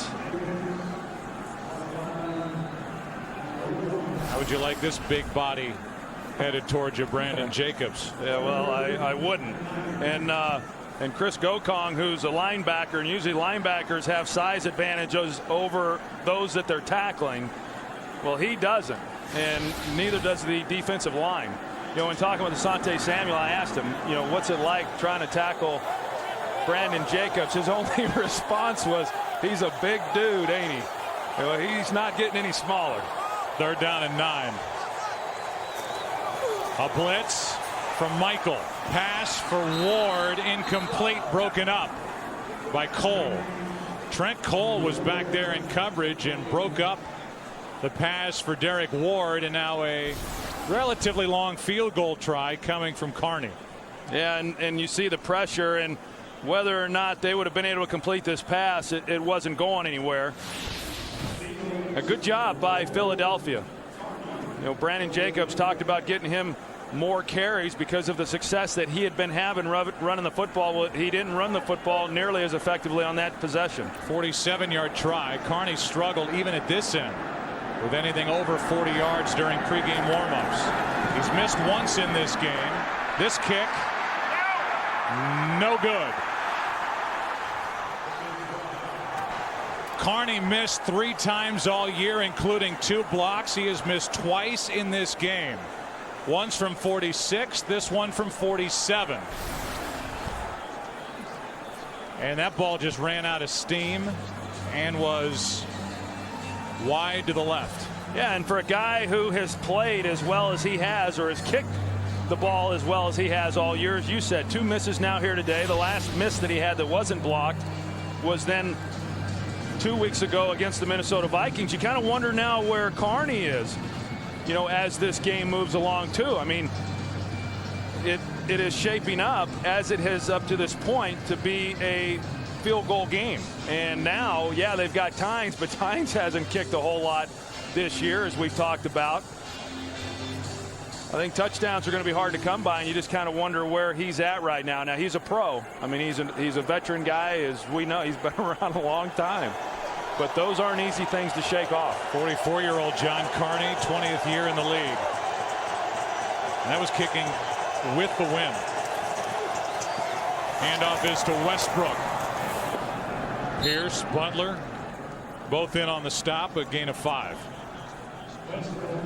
You just kind of get the feeling that at some point Westbrook's going to do something, pretty special, and it hasn't happened yet. But knowing his talents and how they try to get him the ball and how they're able to get him the ball, you just kind of sense that at some point something's going to break and he's going to make a big play.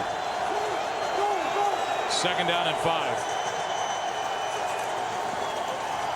McNabb trying to drop it off for Buckhalter. He was covered by Terrell Thomas, who kind of peeled back. Good pressure by Barry Cofield on that play. Brings up 3rd and 5.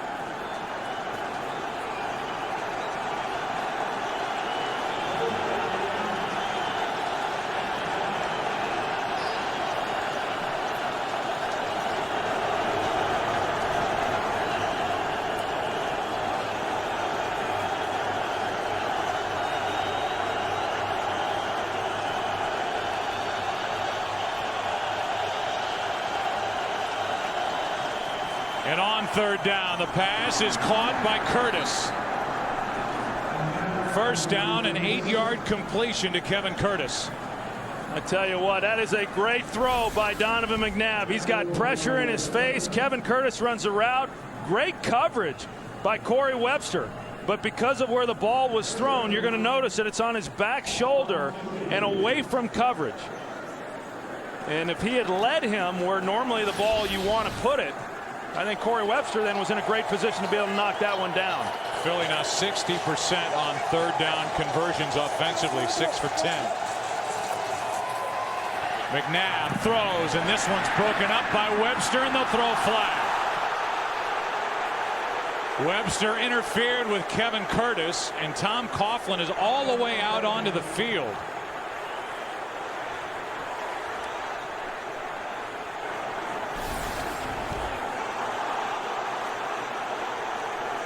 There's a discussion going on between members of this officiating crew. You see the left hand there is on Curtis's left shoulder. And I think that's what drew the penalty. There was no foul for defensive pass interference. All the action was legal. 2nd down. Well, one official overruled the other. And once they came together, and they were hearing plenty of it from Tom Coughlin in their ears right over there by the Giants bench, they pick up the flag. But so often you see when that left arm, kind of like a hooking action, goes around the body, they'll throw the flag, but they pick it up. Yeah, the official that threw the flag, had a pretty good vantage point there, and he's the one who saw that left hand. 2nd and 10. Timeout, Philadelphia. Called by the bench. Now Andy Reid's hot, and why not? I mean, he's wondering why in the world they just picked up the flag for pass interference. And I frankly don't blame him. No, I don't blame him for being hot either, and they're probably telling him for the same reason that we took that run off the board there before the end of the half. So they're picking up flags in this game. They didn't throw a flag in that Baltimore-Tennessee game, which is something that will be talked about all week, with no call for a delay of game. And you see that grab, a little bit of a turn of the shoulder on the part of Webster. There it is, the left hand on the left bicep of Kevin Curtis, and then the good play with the right arm. And it was that man right there, the side judge, who threw the flag down the field. And there's not a lot there. I mean, if they had not have called it, I don't think anybody would have been yelling and screaming that, hey, that should have been pass interference. I think what Andy's upset about is the fact that a flag was thrown, and if you throw the flag and deem it to be pass interference, then don't let the fact that Tom Coughlin's over there on that side of the field then talk you into picking it up. 2nd and 10. McNabb over the middle. L.J. Smith is ripped down, and there may have been a face mask in there on the tackle by Pierce. Antonio Pierce got a lot of the face mask of L.J. Smith right there. Personal foul, major face mask, defense number 58. From the end of the run, automatic, first down. So 21 yards total on that play, a 6-yard completion, and then the face mask. Yeah, and then you see the job that they're doing on Justin Tuck. I mean, he's gotten everybody's attention. You know, they say 22 eyes on Westbrook. I'm not so sure there's not 22 eyes on Justin Tuck right now in the protection that they're putting on him. And he looks gassed out there. We saw him go down a little bit earlier. It looked at that time like Antonio Pierce was telling him to go down to get a little rest. Pass to Curtis. Blackburn can't bring him down, and Kevin Curtis is down inside the 15 to the 14-yard line. Play was over. Ball came out after Curtis was down, and that's good for 15 yards and another Philadelphia first down. You know, zone coverage there, and Kevin Curtis just throttles it down so that he's in a clear window and showing his numbers there to Donovan McNabb. Good route there by Kevin Curtis, and good after the catch. Still no sacks for the Giants.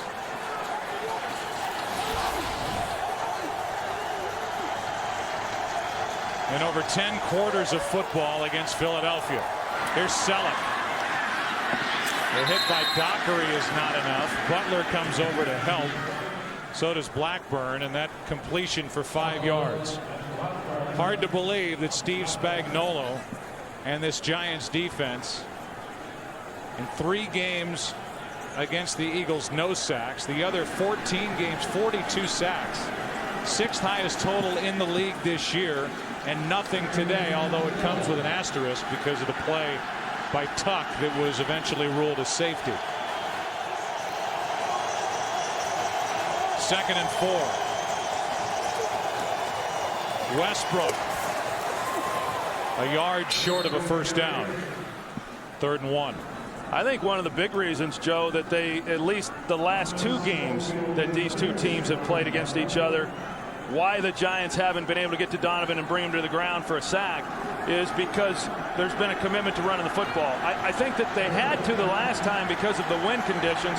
In this game, I think it's more along the lines of this is what we've been doing now for the last 6 weeks, and it's worked pretty well for us. The Eagles have run it 18 times. Giants have run it 21. 3rd and 1. Toss to Westbrook. Trying to pick his way. First down from inches outside the 1. And with that play, the Eagles now will be finished having to work into the wind. This will be the final play of the 3rd quarter. I tell you, Hank Baskett does a good job of sealing the edge, and then they pull Trey Thomas out in front of Westbrook to pick up that first down. We are finished with 3 quarters here at Giant Stadium in what is a physical battle between New York and Philadelphia. Eagles on top. 1st and goal for Philly when we come back.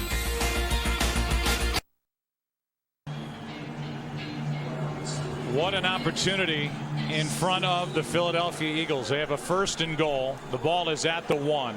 A touchdown and an extra point would make it a 2-score game, and the Giants will have to work into the wind here in the 4th quarter. Road teams in the playoffs so far are 4-2. Fake the handoff, the flip for Selleck, and a touchdown for Philadelphia.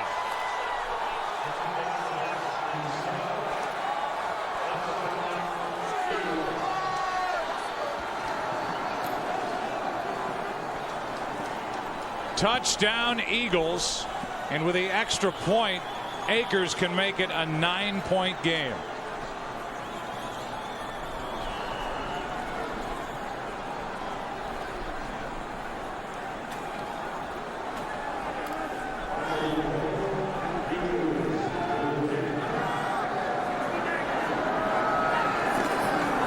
Good snap, good hold. It's 20-11. You know, the Eagles go offset with their offensive backfield formation, and usually that means play action. You see these two right here, and so they come play action off of that, and that allows Westbrook to make an immediate move to the flat, and then it puts Selleck there in the corner in behind that. And it forces the defense to make a decision. As you see, Butler's got to decide, am I going to take Westbrook as he did? And then Selleck able to get in behind that for a pretty easy completion and touchdown. So Butler's eyes were on Westbrook. McNabb's eyes were on Selleck, who last week led the Eagles in receptions in their win at the Metrodome, and now gets the big touchdown to make it a 9-point game. And the reaction by James Butler. He was stuck. Yeah, he was stuck, and right now the Giants are stuck because, as you talked about, Joe, right now with a 9-point deficit, 2-possession game. Obviously a lot of time on the clock, but the Giants are going to need to get something going, and more importantly, they're going to have to score a touchdown, and they're going to have to finish a drive, and that's been the problem with them throughout this game.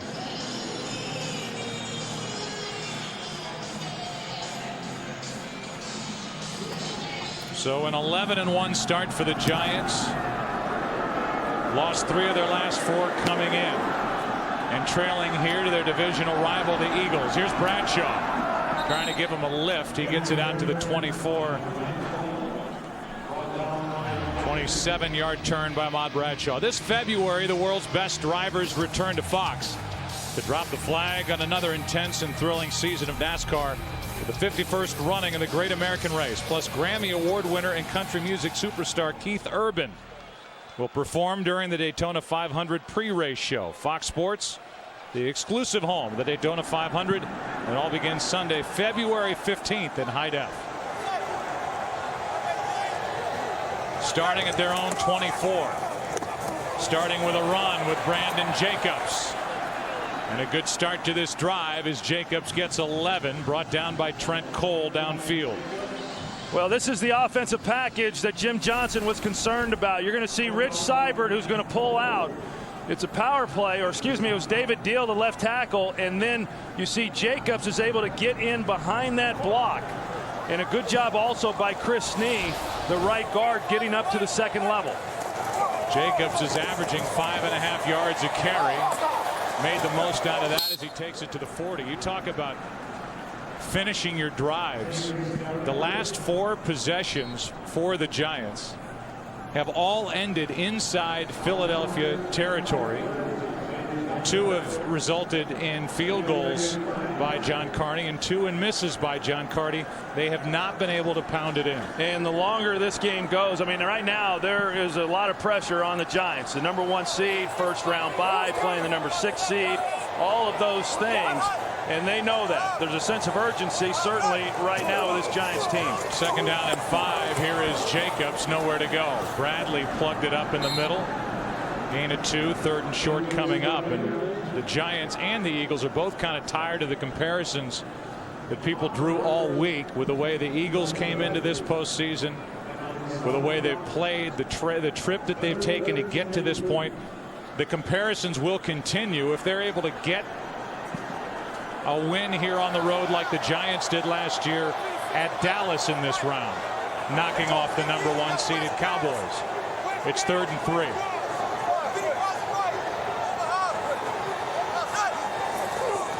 Handoff is to Ward inside, and Derek Ward fights. Depends on the spot.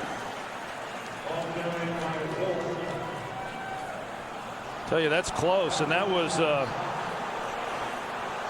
an interesting call there by Kevin Gilbride, the offensive coordinator, on 3rd down, trying to pick that up, moving laterally here. You see he's wanting to hit it a little bit sooner than what he did, but he had to keep going towards the sideline to get going north and south. Now they're saying that it's 4th down, but you've got to be able to get a measurement on this so you at least know where you're at. Yeah, you're right. Mike Carey already signaled 4th down, and then Tom Coughlin was screaming for a measurement. Yeah, I mean, sometimes an official knows that it's a 4th down, but if you're a coach, you want to see exactly how much you have left to go. And if they say, sometimes they won't even give you the measurement, but you keep pushing for it, so you at least understand whether or not you feel safe going for it on 4th down. I think right here, of course, Tom Coughlin throwing out the red flag. He's going to challenge the spot. But even if they're short, I think I go for it on 4th down. So Tom Coughlin is going to challenge the spot that this officiating crew gave him on the run. The ruling on the field is the ball is short of the line of the game. It's being challenged by New York. Pretty good dexterity by Mike Carey. Make the announcement and step over the chains coming, and here's another look. They challenge that spot. We'll get the call when we come back.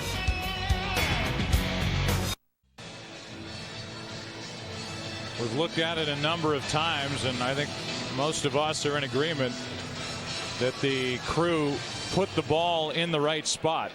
Yeah, that's about the line where they got to gain in order to pick up the 1st down. In fact, you could almost argue that they should move the spot back a few more inches, that the Giants would lose a few inches. Now, this is an interesting challenge to me by Tom Coughlin, because to challenge that, I think you've got to be pretty certain you're going to win the challenge in a game like this, because if they don't win the challenge, now they're going to be down to 1 timeout left with a full quarter left to be played.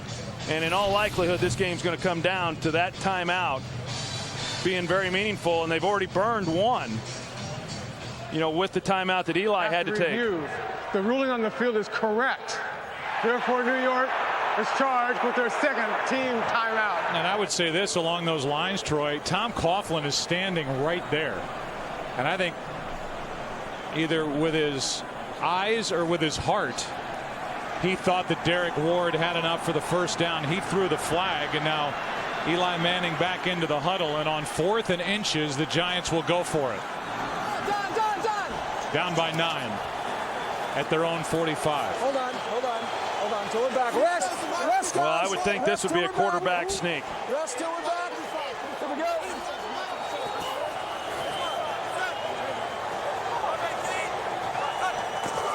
It is. And he didn't move at all. It certainly looks like the Philadelphia defense held, but it depends on what kind of forward progress they gave Eli Manning, and they did not give him enough. Philly takes over. Well, you take a look, you find it hard to believe that you couldn't get low enough in order to pick up 4 inches or 6 inches or whatever it was. The line gets stood up, but you got to get lower and get underneath all that as the quarterback. If you do nothing else but dive forward at the feet of the offensive lineman, you're going to pick up that 1st down. You can't run as high as what Eli was trying to pick this up. I mean, there's enough movement there that you should be able to stay low enough as the quarterback to pick up a 1st down with no more than what they needed. Broderick Bunkley, who has had a great year, was in the middle of that and shut down that play for the Eagles, who continue to ride their defense. Now they'll try to ride Westbrook as he picks up 3. What a stop by this Philadelphia defense, which ended the year ranked 3rd in the NFL overall, the #1 defense in the NFC. And Bunkley is getting congratulations, and rightly so, for what he did in the interior defensive line for the Eagles. Well, he has had a heck of a year, and he's playing well here today, and none bigger than that last one. Defensive coordinator for Philadelphia, Jim Johnson, is up in the booth for the 1st time with the Eagles, bothered by a bad back. Here's Curtis. Pierce makes the play. Curtis is down at the 45-yard short of a 1st down. So 3rd down and 5. Well, this is a big 3rd down. No question about that. I mean, if they pick this one up, in all likelihood, they're going to have an opportunity to at least tack 3 more points on the board. Now the Giants ask for a stop from their defense.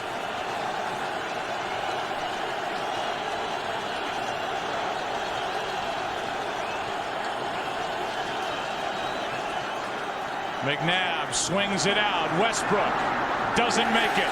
Good play by Corey Webster. Tell you, that is a great play by Corey Webster. When Westbrook caught this, I thought automatic first down. And Corey Webster comes in and gets lower than Brian Westbrook, hard to do, and stops him clean in his tracks. You see Webster, he's retreating, sees that Westbrook has it, comes right at him. You know, how many times do you see a defensive back just dive at a runner's ankles? If Webster had done that, Westbrook probably picks up the first down. Great play by Webster. What a good job by the Giants defense after the letdown of not making it on 4th and inches. Dominic Hickson with a fair catch outside his 10. They'll mark it at the 11. That's where the Giants offense will go back to work.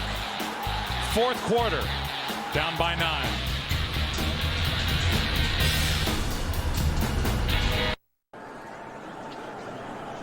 Any way you look at it, Eli Manning has had a poor game. 9 of 21, 121 yards, no touchdowns. An interception early that led to 7 points, picked by Asante Samuel. And now starting at his own 11, down by 9. The number 1 seed in trouble.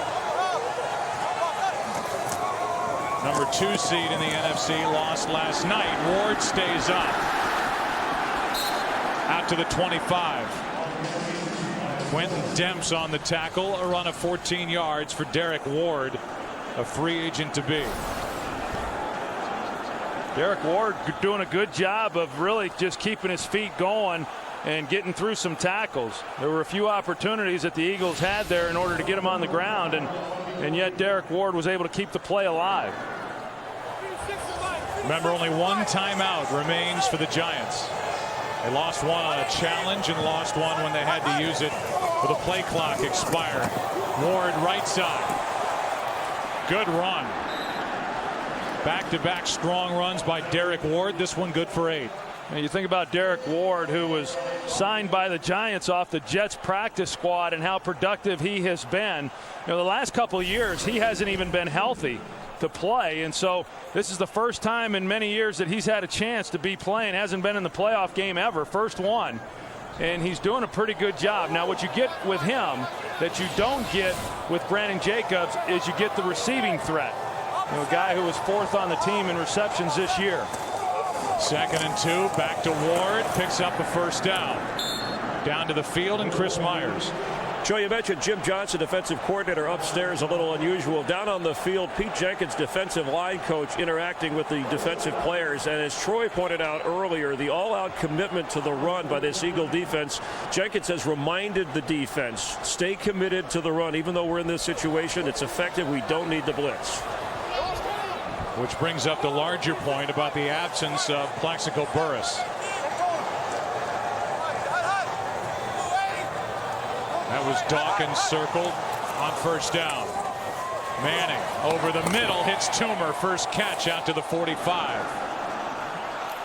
And Tom Coughlin on the sideline says, let's speed it up. Get up to the line, call a play, let's hurry it up. Yeah, there's plenty of time, but I understand, you know, you see that clock ticking and you want to start getting off as many plays as you can, knowing that it's at least a 2-possession ball game. Handoff is to Jacobs. Runs into a wall, keeps going, picks up a yard, 3rd and short coming up. And this is big right now, because when you look at this game and why the score is what it is, one is because of the interception that Asante Samuel got that set up the touchdown. But then the other big part of this is just the Giants have not been very good on 3rd down. They've run the ball relatively well, but on 3rd downs, they've not converted and they've had to punt. Just 2 for 11 on 3rd down in this game.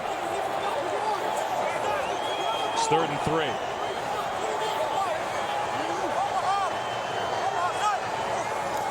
A direct snap to Ward running right. Parker makes the play for Philadelphia. What a good play by Jaquay Parker. And now it's 4th down again for the Giants. They went for it before. And they're going to go for it here. Yeah, and I think that they should, since they did previously. But this is the 2nd time now on 3rd down that the Eagles have been able to stretch the running play. And both times it's been Derek Ward. You know, he wants to be able to hit that thing much sooner than what he's able to. But because of the play, of Jaquay Parker and the others along that defensive line, they've been able to stretch it out and keep them from picking up the first down. It's 4th down and 2. They stay on the ground with Jacobs. Jacobs doesn't appear to have enough. It depends on the spot. He appeared to be a half-yard short. Stuart Bradley, middle linebacker, made the play. Well, there just wasn't much movement inside. Take a look and see, and you see that right there, Broderick Bunkley is the one who holds it up. But Broderick Bunkley, for the second time on 4th down, he does it. On the previous 4th down, he did it. On this 4th down, he holds up Sean O'Hara, the center, and backs him right into Brandon Jacobs. We're going to have a measurement. Certainly looked like Jacobs was short, and on 3rd and short and then 4th and 2, they take the ball out of the hands of Eli Manning, try and run to pick up the first down.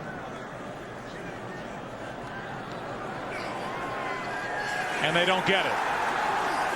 Back-to-back series, the Philadelphia Eagles defense wins the battle with this Giants offensive line, and they take over, up by 9. Under 6.5 to play. Certainly a lot of head shaking and a lot to talk about over on that bench for the Giants offensive line, which has been highly celebrated all year. They have been overpowered by the Philadelphia defensive front as Buckhalter loses 1.5 yards. Michael Johnson, the first guy there. And we go back to the last series and first look at the 4th down play. Yeah, here's the 4th down, and watch the job that Bunkley does there in holding up Sean O'Hara. But look at this lane right back here on the backside that Brandon Jacobs just never sees. If he sees it, he probably picks up the first down. Now here's 3rd down. Dominic Hickson is being asked to block Jaquay Parker, and he's not going to do that. And so Jaquay Parker then is able to make the tackle and keep them from picking up that first down on 3rd down. Donovan McNabb down the sideline for Jackson. What a pass and catch. Deshaun Jackson, the rookie. No signal yet, is going to be called out of bounds. Right now they have him at the 7. Working on Corey Webster. Beautiful throw. And now the officials are going to again get together and figure out what they just watched.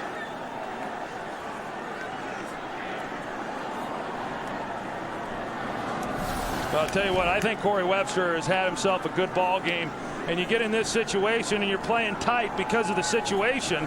You can't play soft. You got to play physical. Deshaun Jackson with great speed goes by him, and a well-thrown ball. And you can see that Jackson keeps his feet in bounds, and they have just placed the ball at the 1. 1st and goal, and this could be a knockout blow. A 48-yard completion to Deshaun Jackson. Westbrook gets it and cannot get in. Tripped up and brought down at the 1.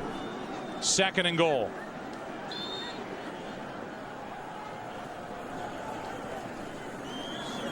Yesterday, the number 1 seed in the AFC, the Tennessee Titans, went down. Last night, the number 2 seed in the NFC, the Carolina Panthers, fell to the Arizona Cardinals, who, if the Eagles win this game, will host the NFC Championship game next Sunday out in Glendale, Arizona, where this Giants team won Super Bowl 42 a year ago. 2nd and goal. Here's Westbrook. Cannot get anything. In fact, lost 1 yard. And this is a big opportunity for this Giants defense to keep it to within reason. It's a 9-point game. If the Giants defense can force the field goal, it becomes a 12-point game, and you're still within 2 touchdowns of winning. With 1 timeout and the clock continuing to tick. It's 3rd and goal.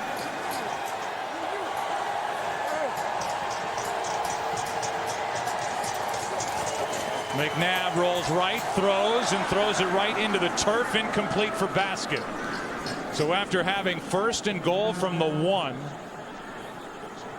that drive actually went backward 1 yard, and it will be a 20-yard try roughly by David Akers. to make it a 12-point game? Well, a lot of time coming off the clock. I mean, them being able to hit the big one down the field to Deshaun Jackson that set up this field goal here. You'd almost expect the Eagles to come away with a field goal considering the field position they were given. But as I said, they're getting the 3 points with a lot less time. The Giants will the next time they get it. Field goal is good. Akers has hit 18 straight in the postseason. And it's a 12-point game. The catch by Deshaun Jackson set it up at the 1. Philly leading by 12.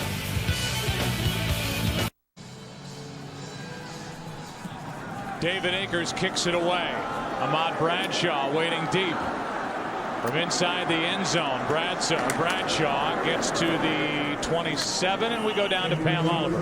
Oh, well, Joe, the Giants are starting to get that look about them. It is not a desperate look altogether, just one of concern as they keep waiting for something good to happen. OCU Manuras down here trying to keep the defense pumped up and into this game. They keep trying to stay up. You can tell the Giants are, but the clock is ticking, and they hear it, and a whole lot of faces, a whole lot of people just shaking their heads. All right, Pam. Well, OCU Manura was lost in August, put on IR, their big difference maker on defense. And one of the difference makers on offense and one of the most dynamic players, Plaxico Burress, took himself out of the lineup with his behavior for the Giants as Hickson, his replacement, makes the catch and is good out to the 30 for 3 yards. That accidental shooting on November 29th. Burress, who played in 10 games this year, he is gone. He's been gone down the stretch, and the Giants are in danger of losing their 4th game in the last 5 tries without Burress if they can't rally. Here's Toomer, makes the catch out near midfield, and Amani Toomer sets up first down for the Giants there. You know, Sheldon Brown, he saw Steve Smith and he jumps him and never even knew that the ball had been thrown. Right there, he starts to go take Steve Smith, thinking that's where the ball was going to be, but the ball had already been thrown by Eli Manning right in behind him to Toomer. So first down at midfield, and Jim Johnson not shy or bashful at all to talk about the absence of Plaxico Burress and how they can now load up to stop the run. That's exactly what they've done all day. What they've had to do on the last 2 drives that have ended with the Giants turning it over on downs, and now Eli Manning turns it over with his arm. 2nd interception, this one by Quentin Michael. Yeah, they were loading up throughout this game to stop the run, but on this possession they were playing coverage all the way, knowing that the only chance the Giants have to get back in this game is to make some big plays throwing the football. And Quentin Michael, you're going to see he's sitting back here in a cover 2 defense, and Eli thought that Steve Smith was going to get to the middle, but even with that, that's a ball that got away from Eli. It's a high throw, no chance of completing it, and an easy interception for the Eagles. And on the back end of it, at the end of a rotten day, Eli Manning gets a shot from this Eagles defense. And that look says it all by Manning, who didn't play like this at all during the playoffs last year or into the Super Bowl for Tom Coughlin. Yeah, or even really this season, because he has done a good job all year of not throwing the interceptions. And the first one that he had today, really changed the tone of this game right from the beginning.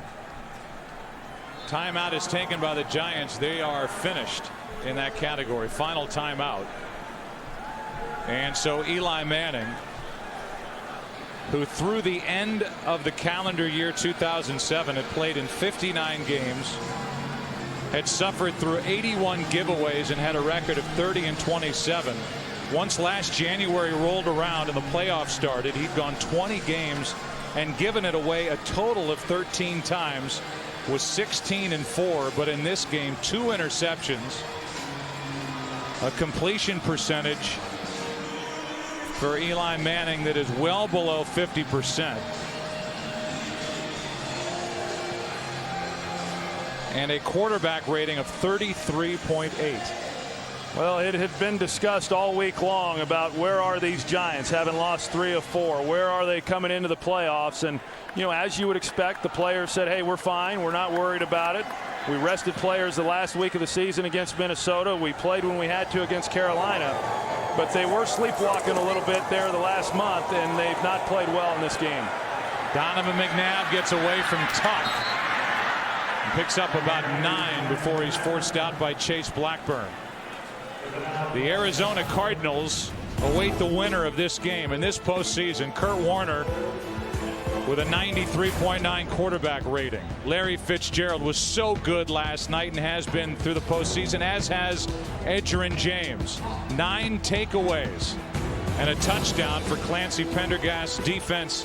And Anquan Bolden injured in the wild card game, bad hamstring.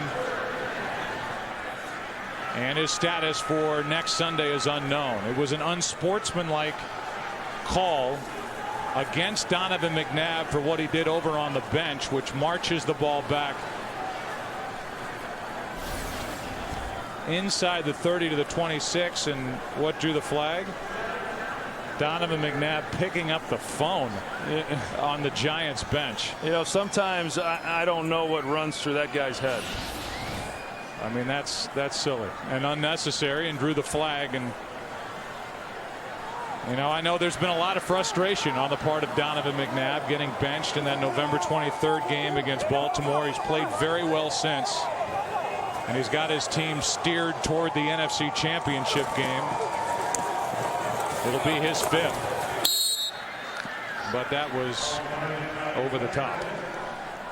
You know, you think back to the last time the Eagles played Arizona, and that was right after Thanksgiving, or it was Thanksgiving, and how well Philadelphia played. That's the game that got them going. That's the game that ignited them, and it was a pretty good whipping they put on the Arizona Cardinals. Now, that was at Philadelphia. It'll be interesting to see how this championship game goes next week, but the Arizona Cardinals aren't the Eagles may not even be the same team they were at that time. We know the Cardinals aren't the same team that the Eagles faced then. Here's the punt by Rocca, with Hickson having to backpedal inside the 15. And Dominic crosses the 20. Kyle Eckel on the stop after a return of 8 yards, 57-yard punt. I mean, let's be honest. So you and I, and take away the phone thing on the sideline here a second ago, you and I were going into that last game of the regular season. You know what happened on the final day. Everything had to break right for the Eagles just to get into the playoffs, and it had to end with them taking apart the Dallas Cowboys, which it did. Donovan McNabb, you know, so much was written this could be the last game for McNabb. Not just McNabb, but Andy Reid with the Eagles, which for some would be hard to believe, but it was at least in the conversation. And now, considering the run that they've been on, here's Andy Reid, who's about to head to his 5th NFC Championship game in 10 years with Philadelphia. But yet I think once the Eagles got into the playoffs, I don't think this comes as a real big surprise. Coming up on a 2-minute warning, Manning almost threw another in and out of the hands of Chris Clemens. Trying to get it to Sonoris Moss. This has been a rough day for Eli Manning, and a lot of celebrating by the Eagles. 1:58 left.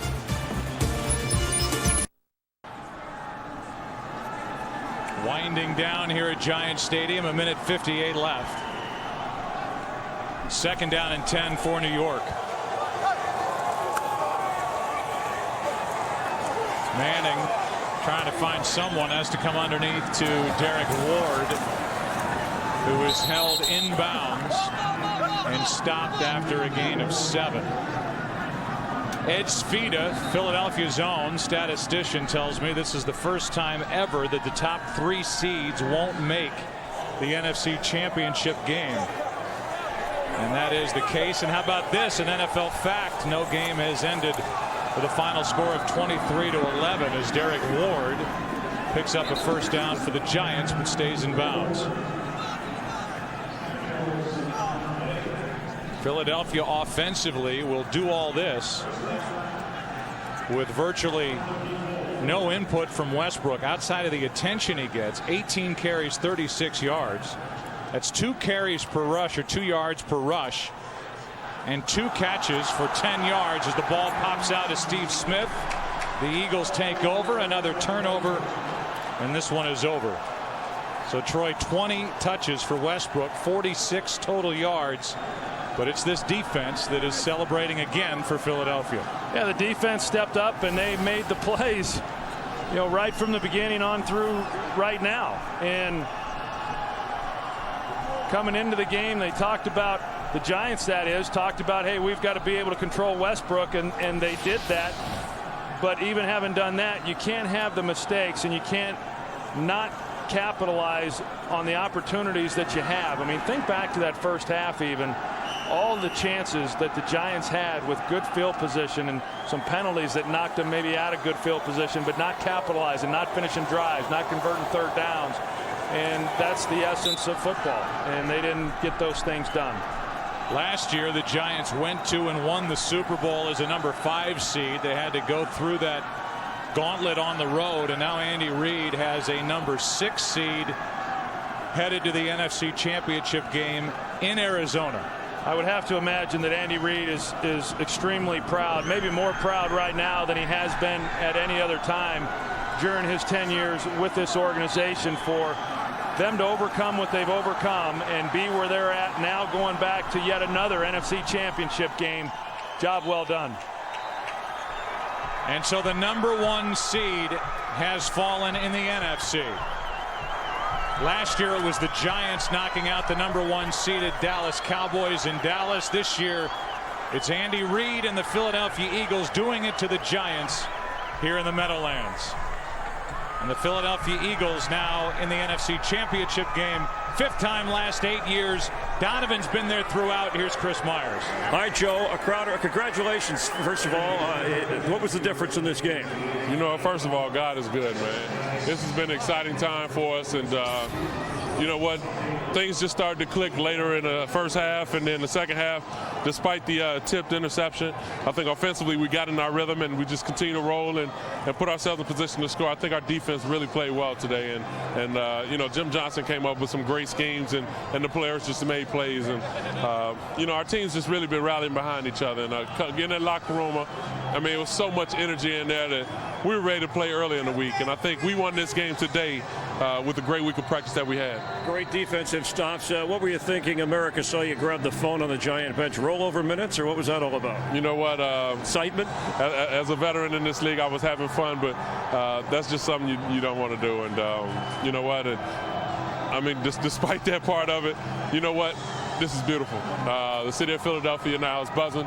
This team is buzzing. We're looking forward to going back to obviously my part of town now, Arizona, and it's a little warmer than it is here. Yeah, and Arizona, it's where the streak began, right? I mean, after the benching, now you face the Cardinals with a chance to go to the Super Bowl. I mean, you know what? I don't even go back that far because it feels like it was years ago, and we're playing a team that's obviously playing well at this particular point, but we are too. So it's going to be a grind, and you got two teams putting everything on the line, obviously, to take that extra step. I will see you in Phoenix. Thank you. All right, Donovan McNabb, a touchdown through the air and on the ground, Joe. All right, thank you, Chris. Congratulations to the Philadelphia Eagles. There's Big John Runyon. He'll get a chance to relax. The Eagles are now into the NFC Championship game next Sunday in Arizona. What a run they are on. What a run for Andy Reid. Back to wrap up after this.